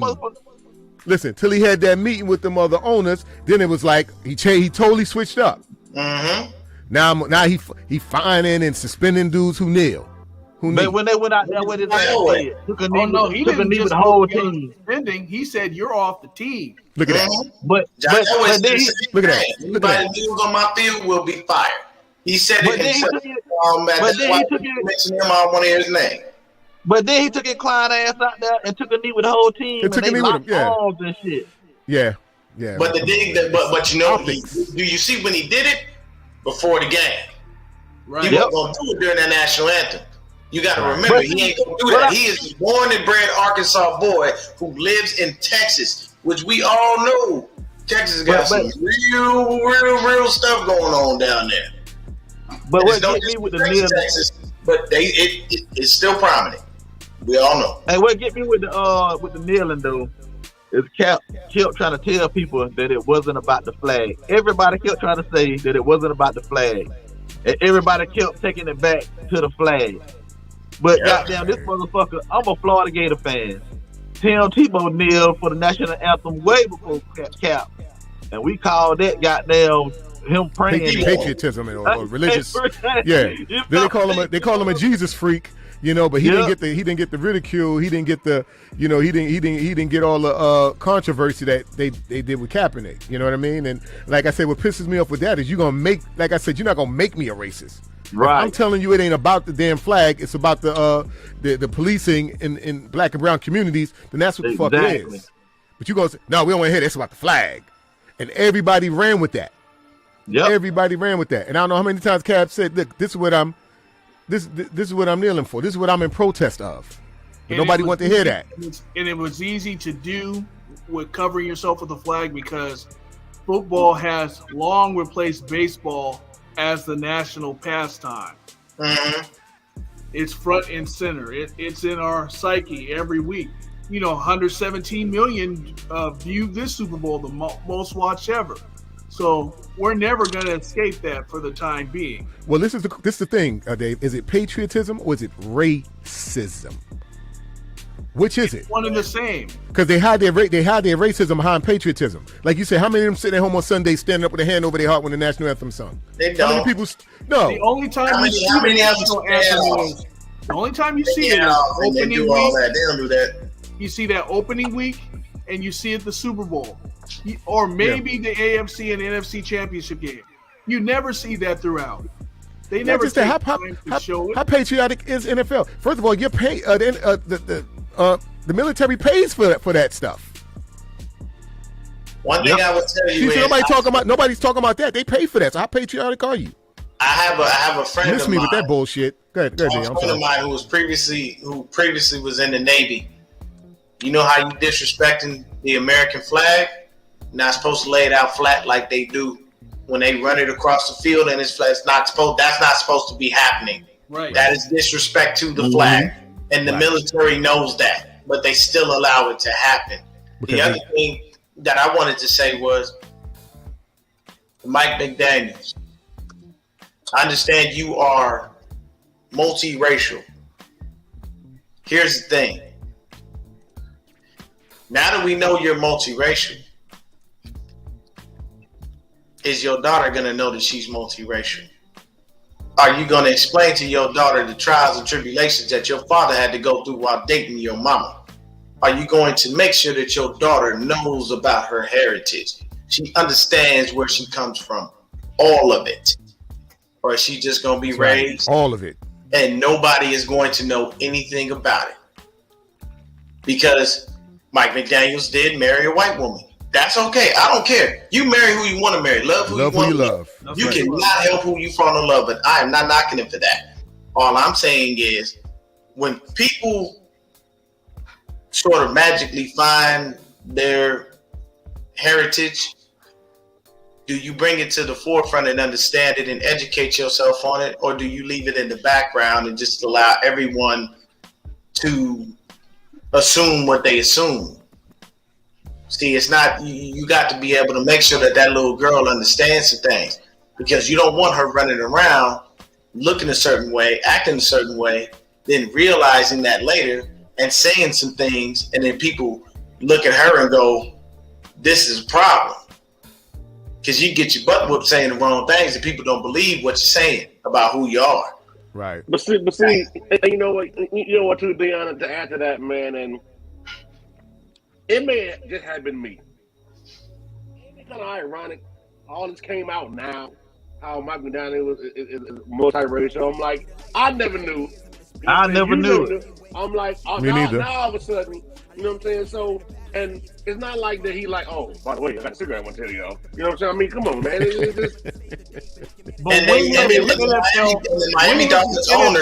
When has the NFL ever missed an opportunity to cover its ass? They Yeah. never do. Look at Miami look and say now, I hired a minority. Leave me alone. But see, the issue with this, look at the Eminem. Look at the Eminem thing in the Super Bowl. He that bullshit. went out there That's and kneeled anyway. The NFL's like, oh, we knew he was going to do that all the right. time. That's No, you didn't. like I said, that's nonsense. Let's talk about how the NFL makes it advantageous now to hire a black quarterback, because now, a black coach, because now if this coach goes on to success, your team benefits. You'll get an extra pick or two. Right. Look at that. Look how you incentivize racism. Yeah. It's the system, man, from the top down. We got to look at all that shit. Fuck Eminem getting out there kneeling. He ain't no player. He don't make nobody cares about Eminem. He gonna go out there singing, rap, and he's gone. Once he's gone, that's it. Nobody cares. That's for successful coaches. Unfortunately for the Houston There's still a problem. It doesn't matter. Okay, let's piggyback on something. Let me go back to a point Dave made earlier when you mentioned Tomlinson. Now let me ask you this: would Tomlinson still have his job if he wasn't in Pittsburgh? Nope. No. And that man doesn't have a losing season to his name. He would not have a job if he wasn't in Pittsburgh. There's two things. Number one, he doesn't have a losing season to his name. And number two, Pittsburgh does not run through coaches like that. They had to do it before Cowher, and then Cowher was there for God knows how long. Chuck Noll. You can count their coaches on your hand. Yep. No. Exactly, Panama. Hey, man, I'm sorry, y'all. Listen, I got to give a round of applause to the queen here. Another fucking pacifier. And she right. They only brought it up because they fired Flores, so to keep black folk happy, they hired a biracial That's what I just said. Candidate. But you know what? To counter that, it wasn't Miami to cover that, because again, the GM is black. The GM called the shots there. That was a personality thing. What they did to cover their ass is give Lovie Smith the job in Houston. Where you can't dispute. Yeah, that's true. There were better candidates than Lovie, I'm sure. He wasn't in their top five. He wasn't in their top five.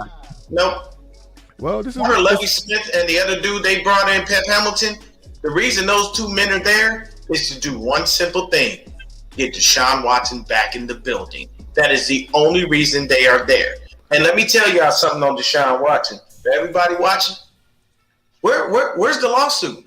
Where are these people? Where's the court date? What happened? It was all bullshit from the door. By the NFL, nothing has happened. Magically, all of this stuff nobody has said anything. Nobody's bringing up any charges. There aren't any lawyers filing anything in court. He's not being sued. He's never been suspended. So you mean to tell me you wasted a year? That man got to sit for a year and chill out.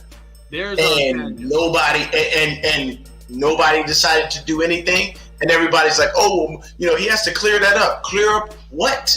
Right. Nothing exists. You too, Tanya.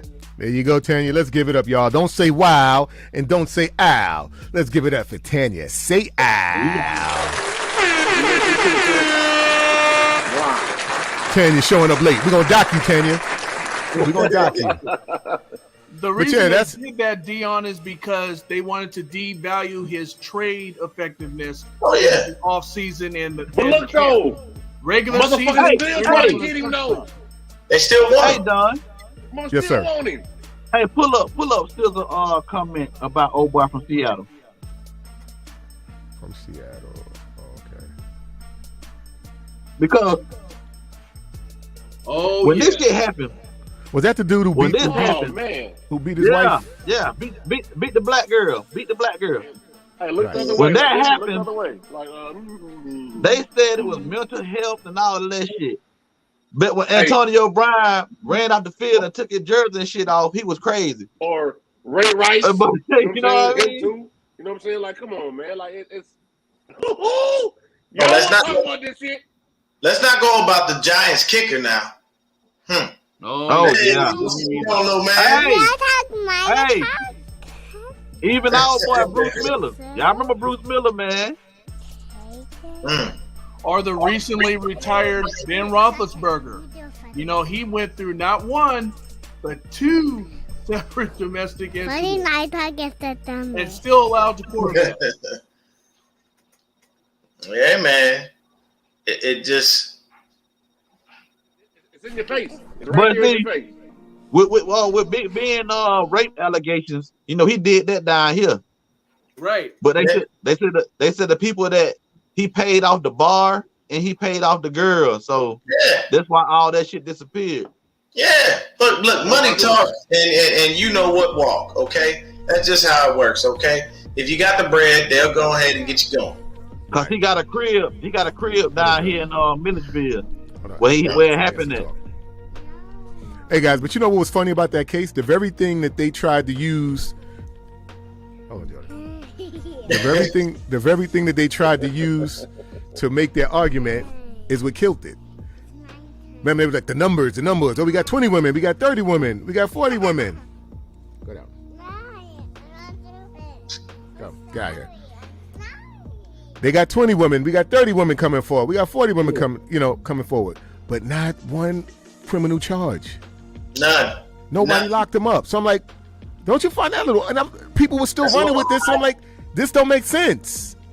I said, how could he have so many people come forward with these allegations, but nobody's pressed any criminal charge with no criminal charges? I said, this is bull, and I'm surprised people couldn't see through that. When you have money, you can make things happen. You can bring up allegations. None of this happened until he said he didn't want. Not that many women, Dave. Not that many women. The day after he said he didn't want to play for the Texans. Yep. That's when all that stuff happened. Yeah, exactly. Right, but my thing is this: you're saying because you have money that he, how could he have evaded being arrested? He ain't got that. You got people with more money than him. I'm not saying he has money. I said that owner makes. Shit, Bill Cosby got more money than Deshaun Watson, and look at what happened to him. Michael Jackson. Look what happened to them. Talking about the owner. He's saying the owner. Right. I'm sorry. My apologies. I thought you meant Deshaun Watson. Owner, you got a pocket full of them. Right. My apologies for the miscommunication on that. High executive talking bad about your franchise quarterback. He was doomed once he said he didn't want to play in Houston anymore. Listen, who talked more shit about that organization than J.J. Watt? Right. Who talked more shit about the Houston Texans than J.J. Watt? DeAndre Hopkins. Yeah, D-Hop too, yeah. Yeah, but still, J.J. Watt talked enough shit. He was the biggest draw there, and who did he go to? He went to Deshaun and told Deshaun, "I'm sorry, we wasted your years of your career." Right. Is it any wonder that they're on the same team now? But the last thing I heard that's ironic. The last thing I heard about the Deshaun Watson situation was like some of the women they can't even find no more. Know what I mean? No, so they can't even find some of them no more. And then they got 4 of them want to settle out. Know what I'm saying? They want him to just pay them, and they'll settle out without going to court. I think it was all a money grab anyway. That makes you look bad. And that but these are the things that happen in the NFL that force us into these conversations and situations. You have somebody who's sitting there wasting a year of his career in the prime of his life, mind you. And y'all sat up there and dealt with Tyrod Taylor and Davis Mills when you had Deshaun Watson. You mean to tell me as a grown man, as a businessman, you couldn't go out there and figure this out? Like, this is what I tell people all the time. You got to make decisions that make sense. When I was growing up, the number one thing that my father told me was always own your mistakes. Be a man about it. Don't blame anything else on anyone else. You got to learn to take responsibility for what you did. If you got a situation, accountability. You need to be able to go ahead and own that and deal with it. You know, as I grew, of course, everybody has hiccups with it. Ain't nobody perfect. But that's one of the things that my father ingrained into me and told me.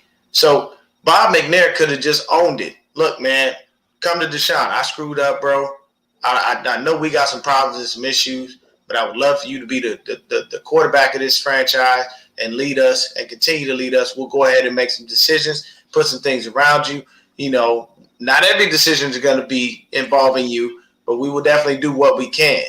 That's being a man about it. You can't do that. That's not something that is said. I don't think that's something that was in him in the first place. I don't think it was either. You can't go from a statement where the inmates are running the building to going and talking to a brother. Yeah, that I understand that. Also, just to correct one of our real talkers, the Robert Smith I'm mentioning is not the Robert Smith you're thinking of. It's not the Robert Smith that played running back for the Minnesota Vikings and went on became a doctor. No, it's a whole nother Robert Smith. Yeah. Robert Smith, he was cold too when he played, man. Robert Smith was a running back. Yeah, he was all right. But the number one thing is this stuff still exists, and we have for us to be able to even the playing field, we got to be able to get into that owner's box. That's the number one thing, because other than that, they're going to continue to keep doing this shit year after year after year. They don't have to sell their teams. If they don't want to. The owners do what they want to do. As an example, there was an abusive player by the name of Greg Hardy, star defensive end with the Carolina Panthers.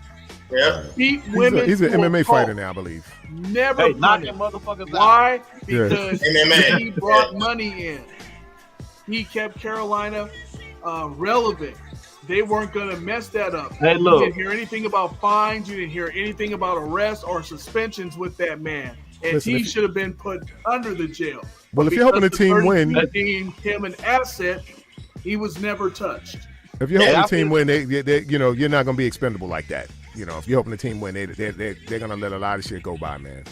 Hey, I feel like the way that we can kind of stop all of this bull jive and get some change in the NFL is that the NFL is like, when Don he gonna pull up a little chart to show you how many black players in the league it is to white players.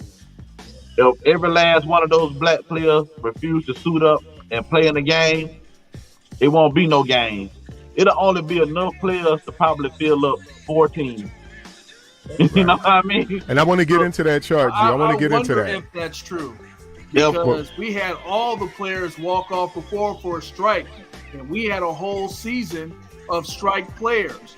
No, I'm saying there was nothing else there, and we were so ingrained with football, we would watch anything. I'm saying that an inferior product for weeks just to take our Sundays. But what I'm saying is, if a black player, no matter where they try to go get them from, if the black players say they ain't playing, no matter they try to go get them off the street, if they say they ain't gonna play, ain't no fucking football. Won't be no game. Won't be no game. 57.5% of the players are black. 27. They'll go hire some black coaches in. That's what it is. The black players said we ain't playing until we get some black coaches in this motherfucker. Ain't no fucking football. And look, and newsflash, it's only one Cooper Cup. Yeah. You're right. Well, listen, guys, I want to. It would have been nice if we could have had a competitive league, but we've tried 4 separate times, and the NFL knows it has a great product. So, if that were to happen, where we all struck or just walked off, it would still take a couple of years for them to feel the effects, although they would ultimately feel it. I don't think so. I think no motherfuckers will feel the effect right then. It'd be immediate. They've got so much. They've gotten so much money off. They've gotten so much money off of their TV contract right now. They can fight it for a couple of years. When that money runs out, that's when you pull that off. But if that money's not rejuvenating, if that money's not coming in, They know they're short. It's short-lived. Right. But listen, guys, I want to move on forward here. I got another soundbite from Stephen A. that I want to put out here that I want you guys to hear. Right, where he talks about the whole thing with your boy in Miami, and kind of like the 8 ball that brother black coaches are put behind. All right, the conversations that we don't hear. All right, let's give it up for Stephen A. guys. What's alarming to me, and what I said on First Take on Thursday morning was this. I want to know if any white coaches were propositioned in similar fashion. We heard Brian Flores said it happened to him. We heard Hugh Jackson come out and say that Cleveland Browns ownership did the same thing with him. Were there any white coaches that were approached by an owner and told or insisted upon to lose games? And oh, by the way, I'll pay you $100,000 per game if you lose on purpose. If that is to happen, if that's true with Jimmy Haslam as well, he's got to go as an owner. But the reason I bring up the point about a white coach being propositioned in such a fashion is that what are black coaches complaining about, Ernie and Charles? What are they complaining about is this: the kind of situations we're placed in, how we're operating behind the 8 ball, the challenges that we face that people don't see, that's not equitable to what our white counterparts and contemporaries have to face. Just think for 1 second, if you're Flores, who's had a winning record, 10-6 the year before, 9-6 this past season, his 3 seasons there in Miami, he's had a winning record. What if this guy said, okay, I'll take the money, and then he lost games on purpose, like it appears Hugh Jackson has done? Hugh Jackson was 0-16 one season. Hugh Jackson had like a 3-36 record in 3 seasons with the Cleveland Browns. He'll never get a head coaching job in the National Football League again. And so when you lose games on purpose, nobody's going to get into it. They're going to look at your record, and they're going to say your record is what you are. Hey, man, listen. I have no argument. Say what you want about Stephen A., but damn it, he's keeping it real with this shit. And I tell you this, Jack. Hugh Jackson, what are you thinking, bro? You backtracking for what? You went 0-16. Like he said, you will never coach again in this league. So what are you saving? I can see if you're Flores would have more of a reason to backtrack than him. He has a shot. He's shown that he can win in this league. You went 0-16, bro. You are done. You will never coach. You will never be a head coach again. It's mainly funny how they built their draft stock when he went 0-16. Well, that's the least you can do. If you're gonna go 0-16, that's the least you can do. You got to do. You got to come out with something. As far as I know, there's a tanking rule in basketball. There is no such rule in the NFL. Well, these owners, man. These owners got this shit on lock. So that's the issue there. Bring up Arthur Collector's comment because he said it best. Collector, right at the bottom. Got you. There were, but they'll never talk. Of course. They ain't gonna say nothing. Nah, I'm sure that happened in Jacksonville. No way. We got Brother Smooth Trucking here. That's real talk, because they will only listen once their pockets gets messed with. Yeah. Hey, look. Hey, y'all. Hey, picture something with me. Say all the black players just said we ain't playing no more. Mm-hmm. Man, the football game would be a few offensive linemen, a quarterback, probably 1 or 2 linebackers, no cornerback, no safety. Barely. Hey, bro, you sound like a black Jimmy the Greek right now. Yeah.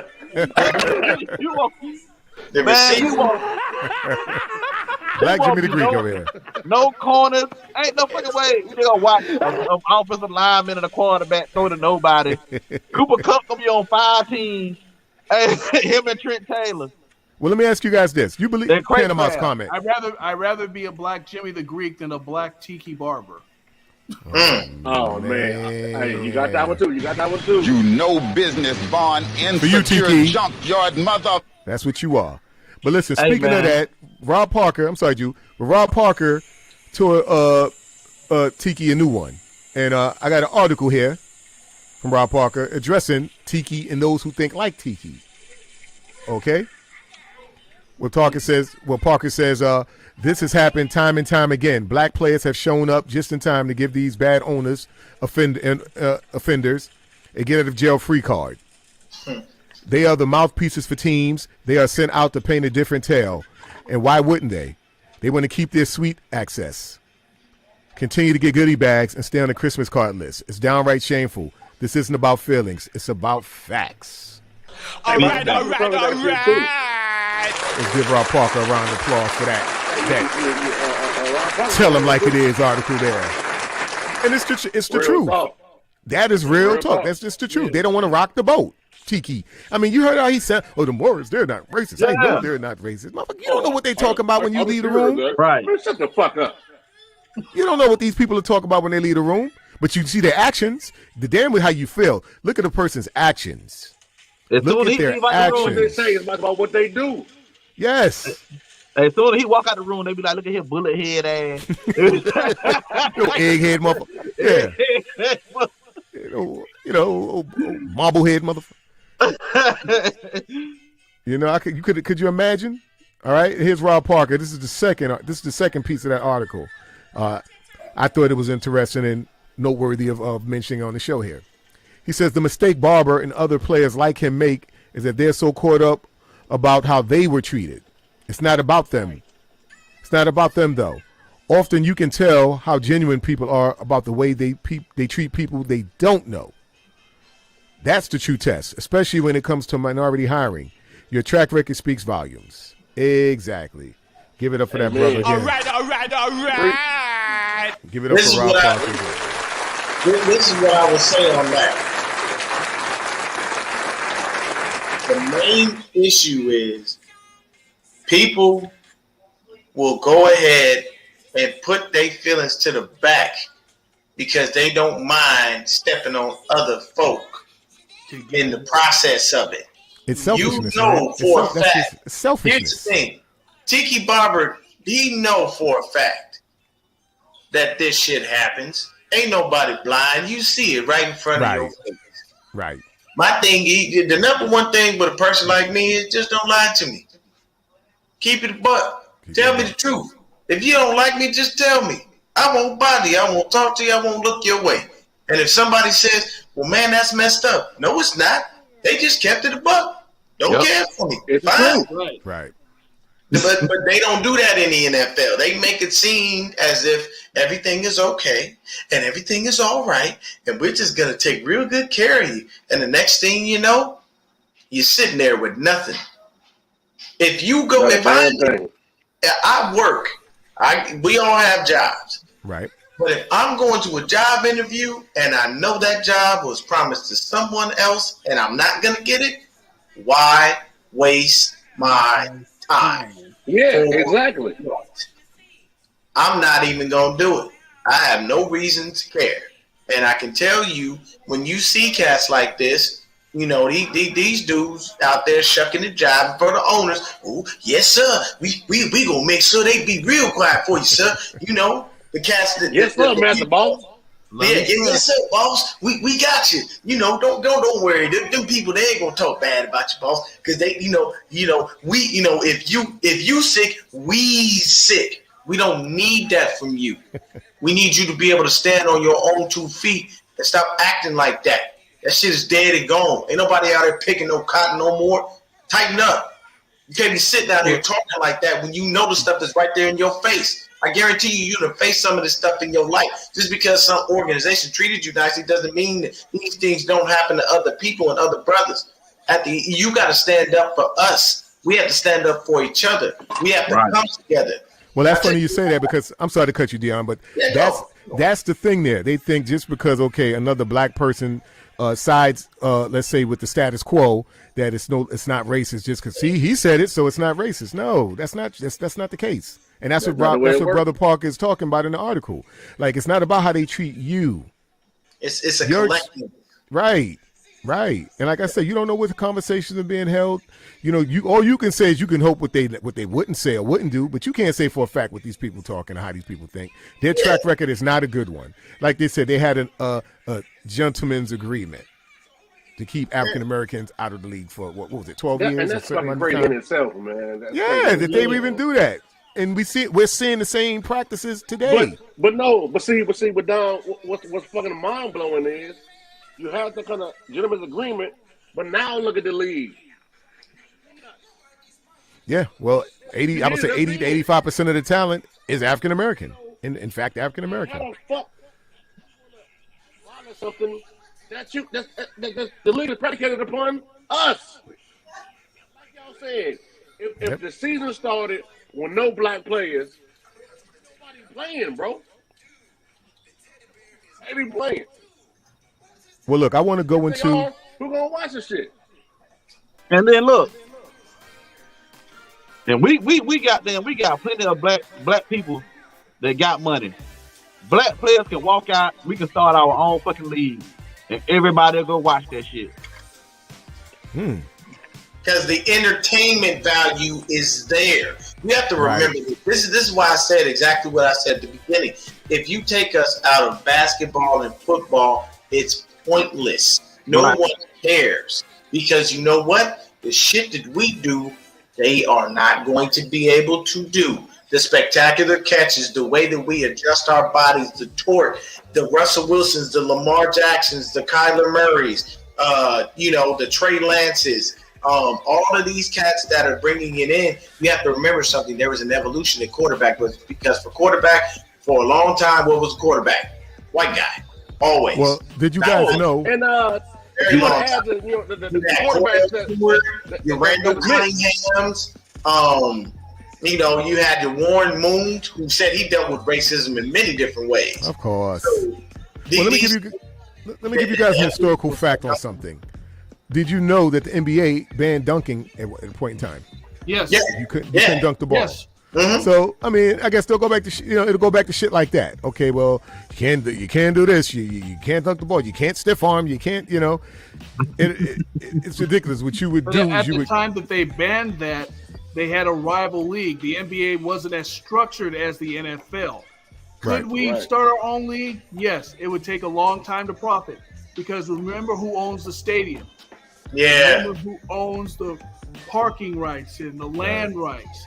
It would take years before they could get another league could get on even keel. Even this new version of the USFL, they're paying the NFL to use their facilities. So either way, they're going to profit. If we could stick to it, yes, we could replace the NFL. Yeah, that's the time. We'd have to be steadfast to sticking to it, right? That's the thing. That would be the thing there. So I want to show the numbers here. This is as per NBC Sports, and if you look at the numbers there on total players, won't be no football. Won't be no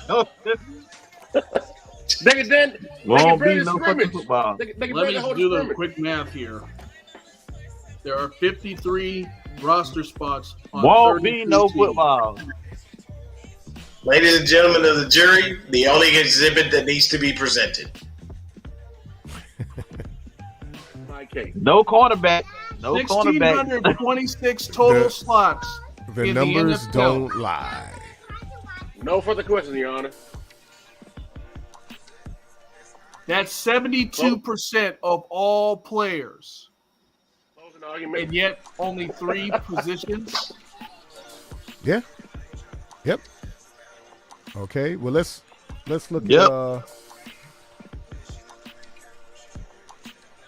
head coaches. And this is between 2012 2021, and those numbers have dropped. GMs are less than 20%. Astonishing. Head coaches are right at 20%. 72. Well, no, it's actually below that. It's actually below that, because that was that they're doing between 2012 2021, and this year what do we have? 1. Those numbers have dwindled dramatically. 3 Not now. that they were great to begin with. Either way, the numbers don't add up. No way. It's a bad man. Coaches. Right. They math ain't mathing. This is the offensive and defensive. These are coordinator positions between the years of 2012 2021. I don't give a fuck. Common We're core. talented enough to execute the plays, but not to call them. Yep. You're laborers. You're not thinkers. You're not leaders. You are laborers. And the numbers show how they feel about us, baby. We work. Like I said, we come over receipts today. We come over receipts.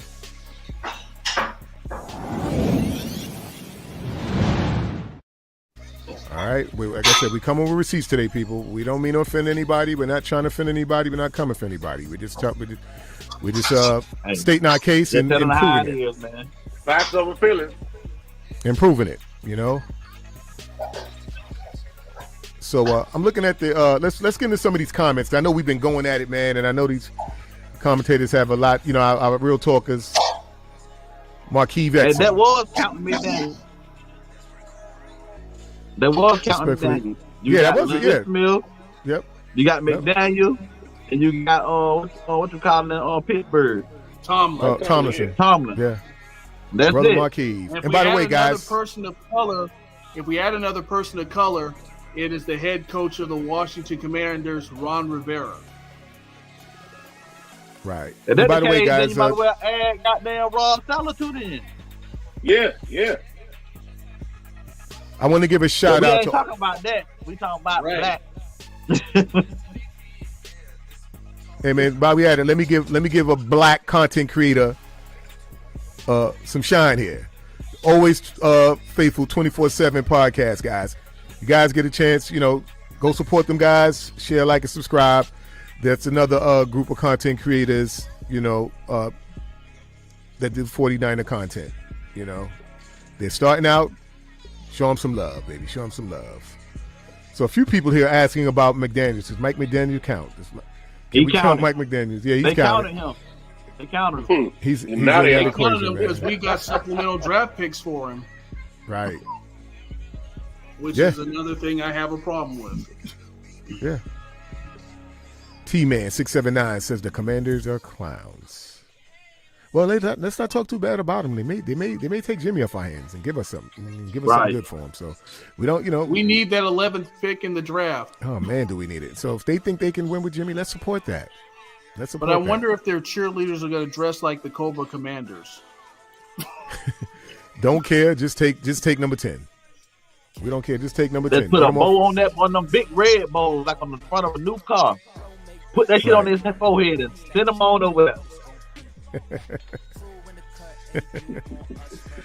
Oh man, where did Brother Dion go? I don't want to close it out without him. But yeah, guys, this was a very interesting discussion. Well worth the wait. Definitely worth the wait. What a way to come back, man. Yeah. We came back smoking. Oh yeah, and we ain't done. Like I said, we got something for Trey too. We're gonna come back with some content on, the treatment of Brother Trey. And we disrespect still is too much. But we still owe the fans that Kaepernick episode too. Oh, it's coming, man. Come on, it's coming, man. It's coming. What do we got here? All right. All right, fellas. So Neon Dion. Yeah, I didn't want to close out without you, brother. Didn't want to close out without you. This right here is hilarious. That Commanders thing. I'll say this real quick. I was in. Were you in that Spaces, Kev?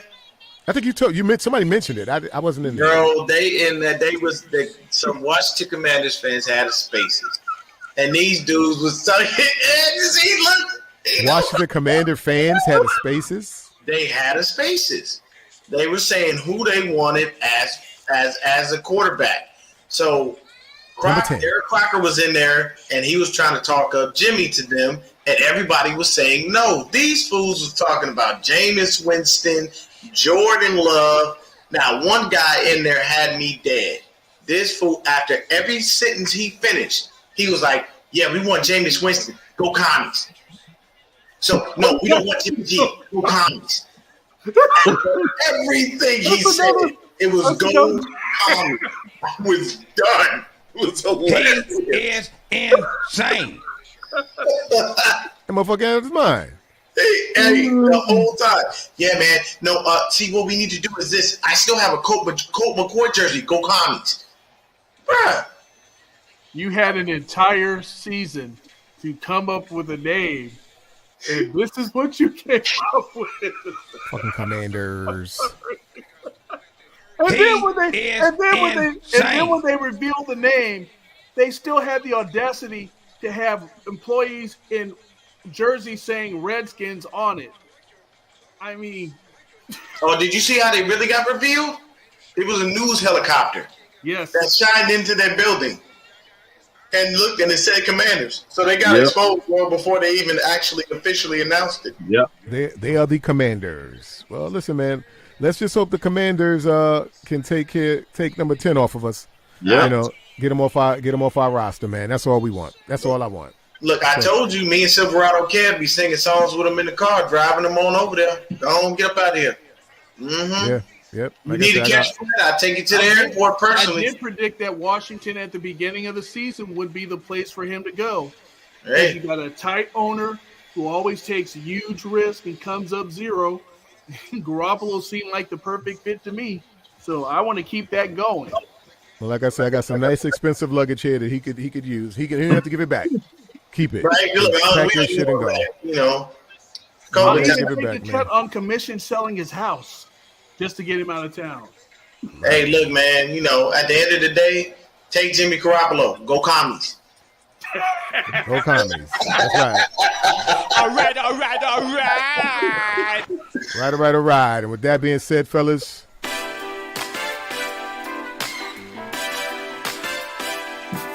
hey. And we.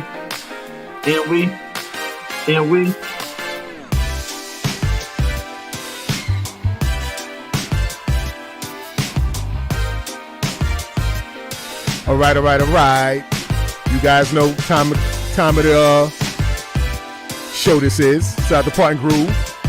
We want to start out by thanking all the real talkers for joining in on tonight's very heated discussion. All right, let's give it up for the real talkers, y'all. We appreciate each and every one of you more than you know.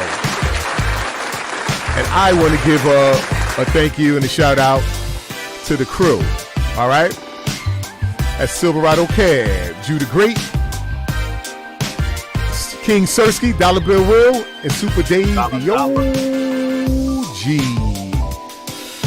Let's give it up for the Real Talk 92 crew. Also, our brother from another mother and special guest. Let's give it up, y'all, from the 90 Gang Podcast. Give it up for Neon Dion. Always keeps it real. That's our brother. Give it up for Neon Dion. And make sure y'all get y'all ass over to the 90 Game Podcast and share, like, and subscribe for that brother. Another thing, we also want to thank our subscribers. Our subscriber base has gone up tremendously since the break. And we want to thank you. We want to thank you guys. Give you guys a round of applause. When we last slept, it was 576. Now it's 806 and counting. Thank you very much. And as you know, we're in partnership with my man Big Lou. Get him, boy. Get him, boy, in Real Talk 90 Talk. In conjunction, y'all.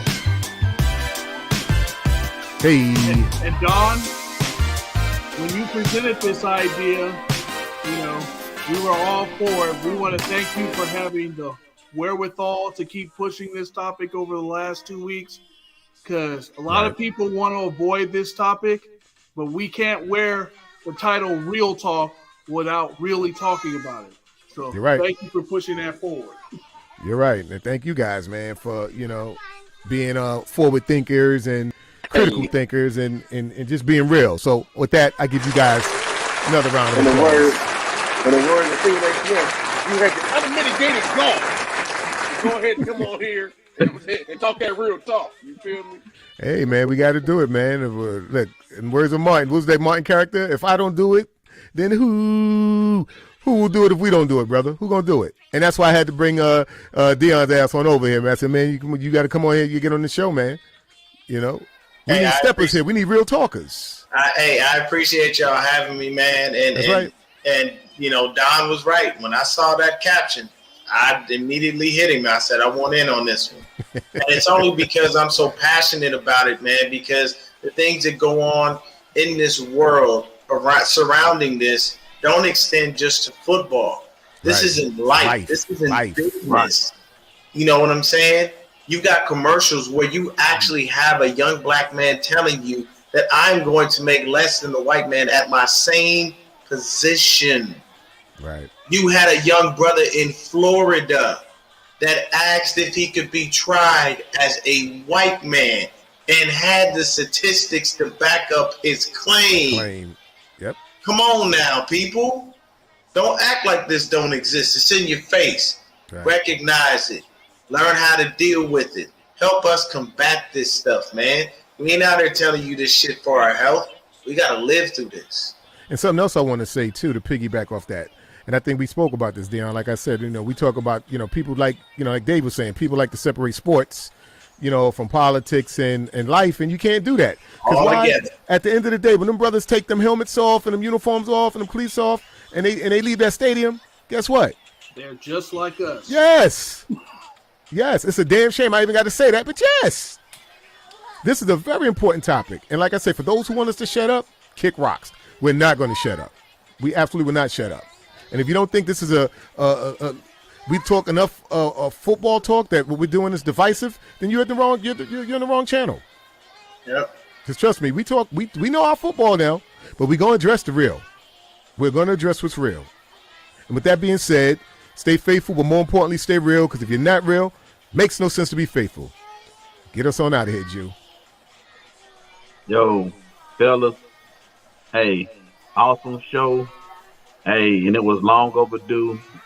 We needed this a long time ago. Mm-hmm. Dion, man, thank you for pulling up with us, man. Rocking out. Hey, look, I got the awesome show, man. I love y'all, boys. And we just had to do this. And to the real talkers, we all came on here. We spoke from the heart. We let y'all know how we feel. We really cleaned it up a lot because we really did. I know I really didn't say a lot of the stuff that I wanted to say, right? But we got to the point, and we posted facts.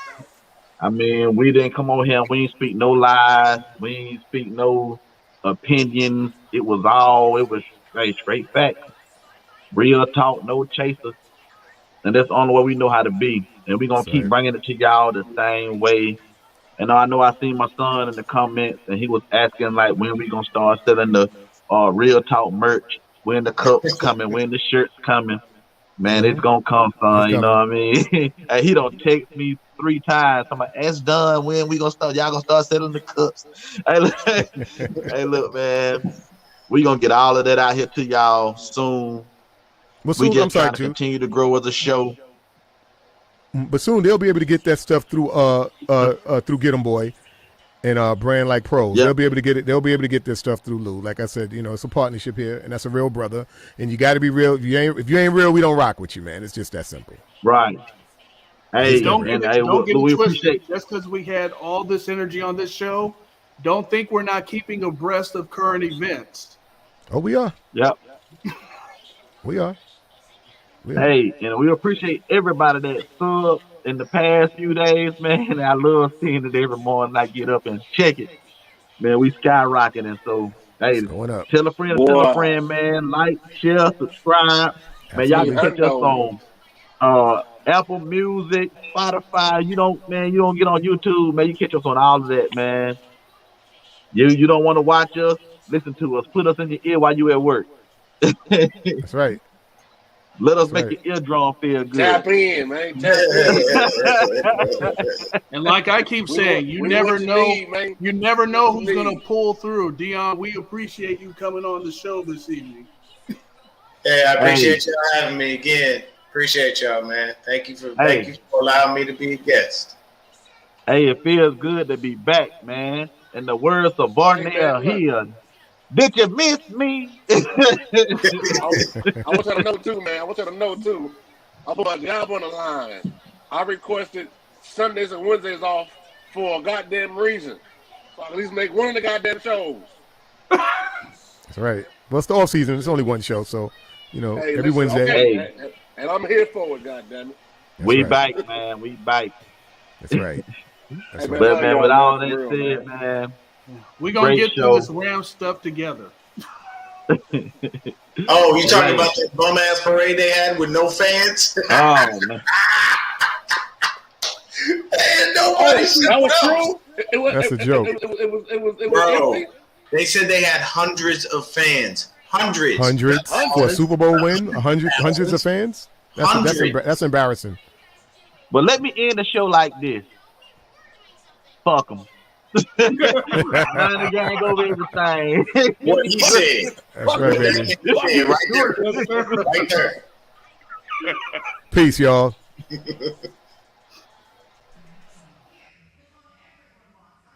To the Trey Lance haters. Shut up and wait for the next game. That.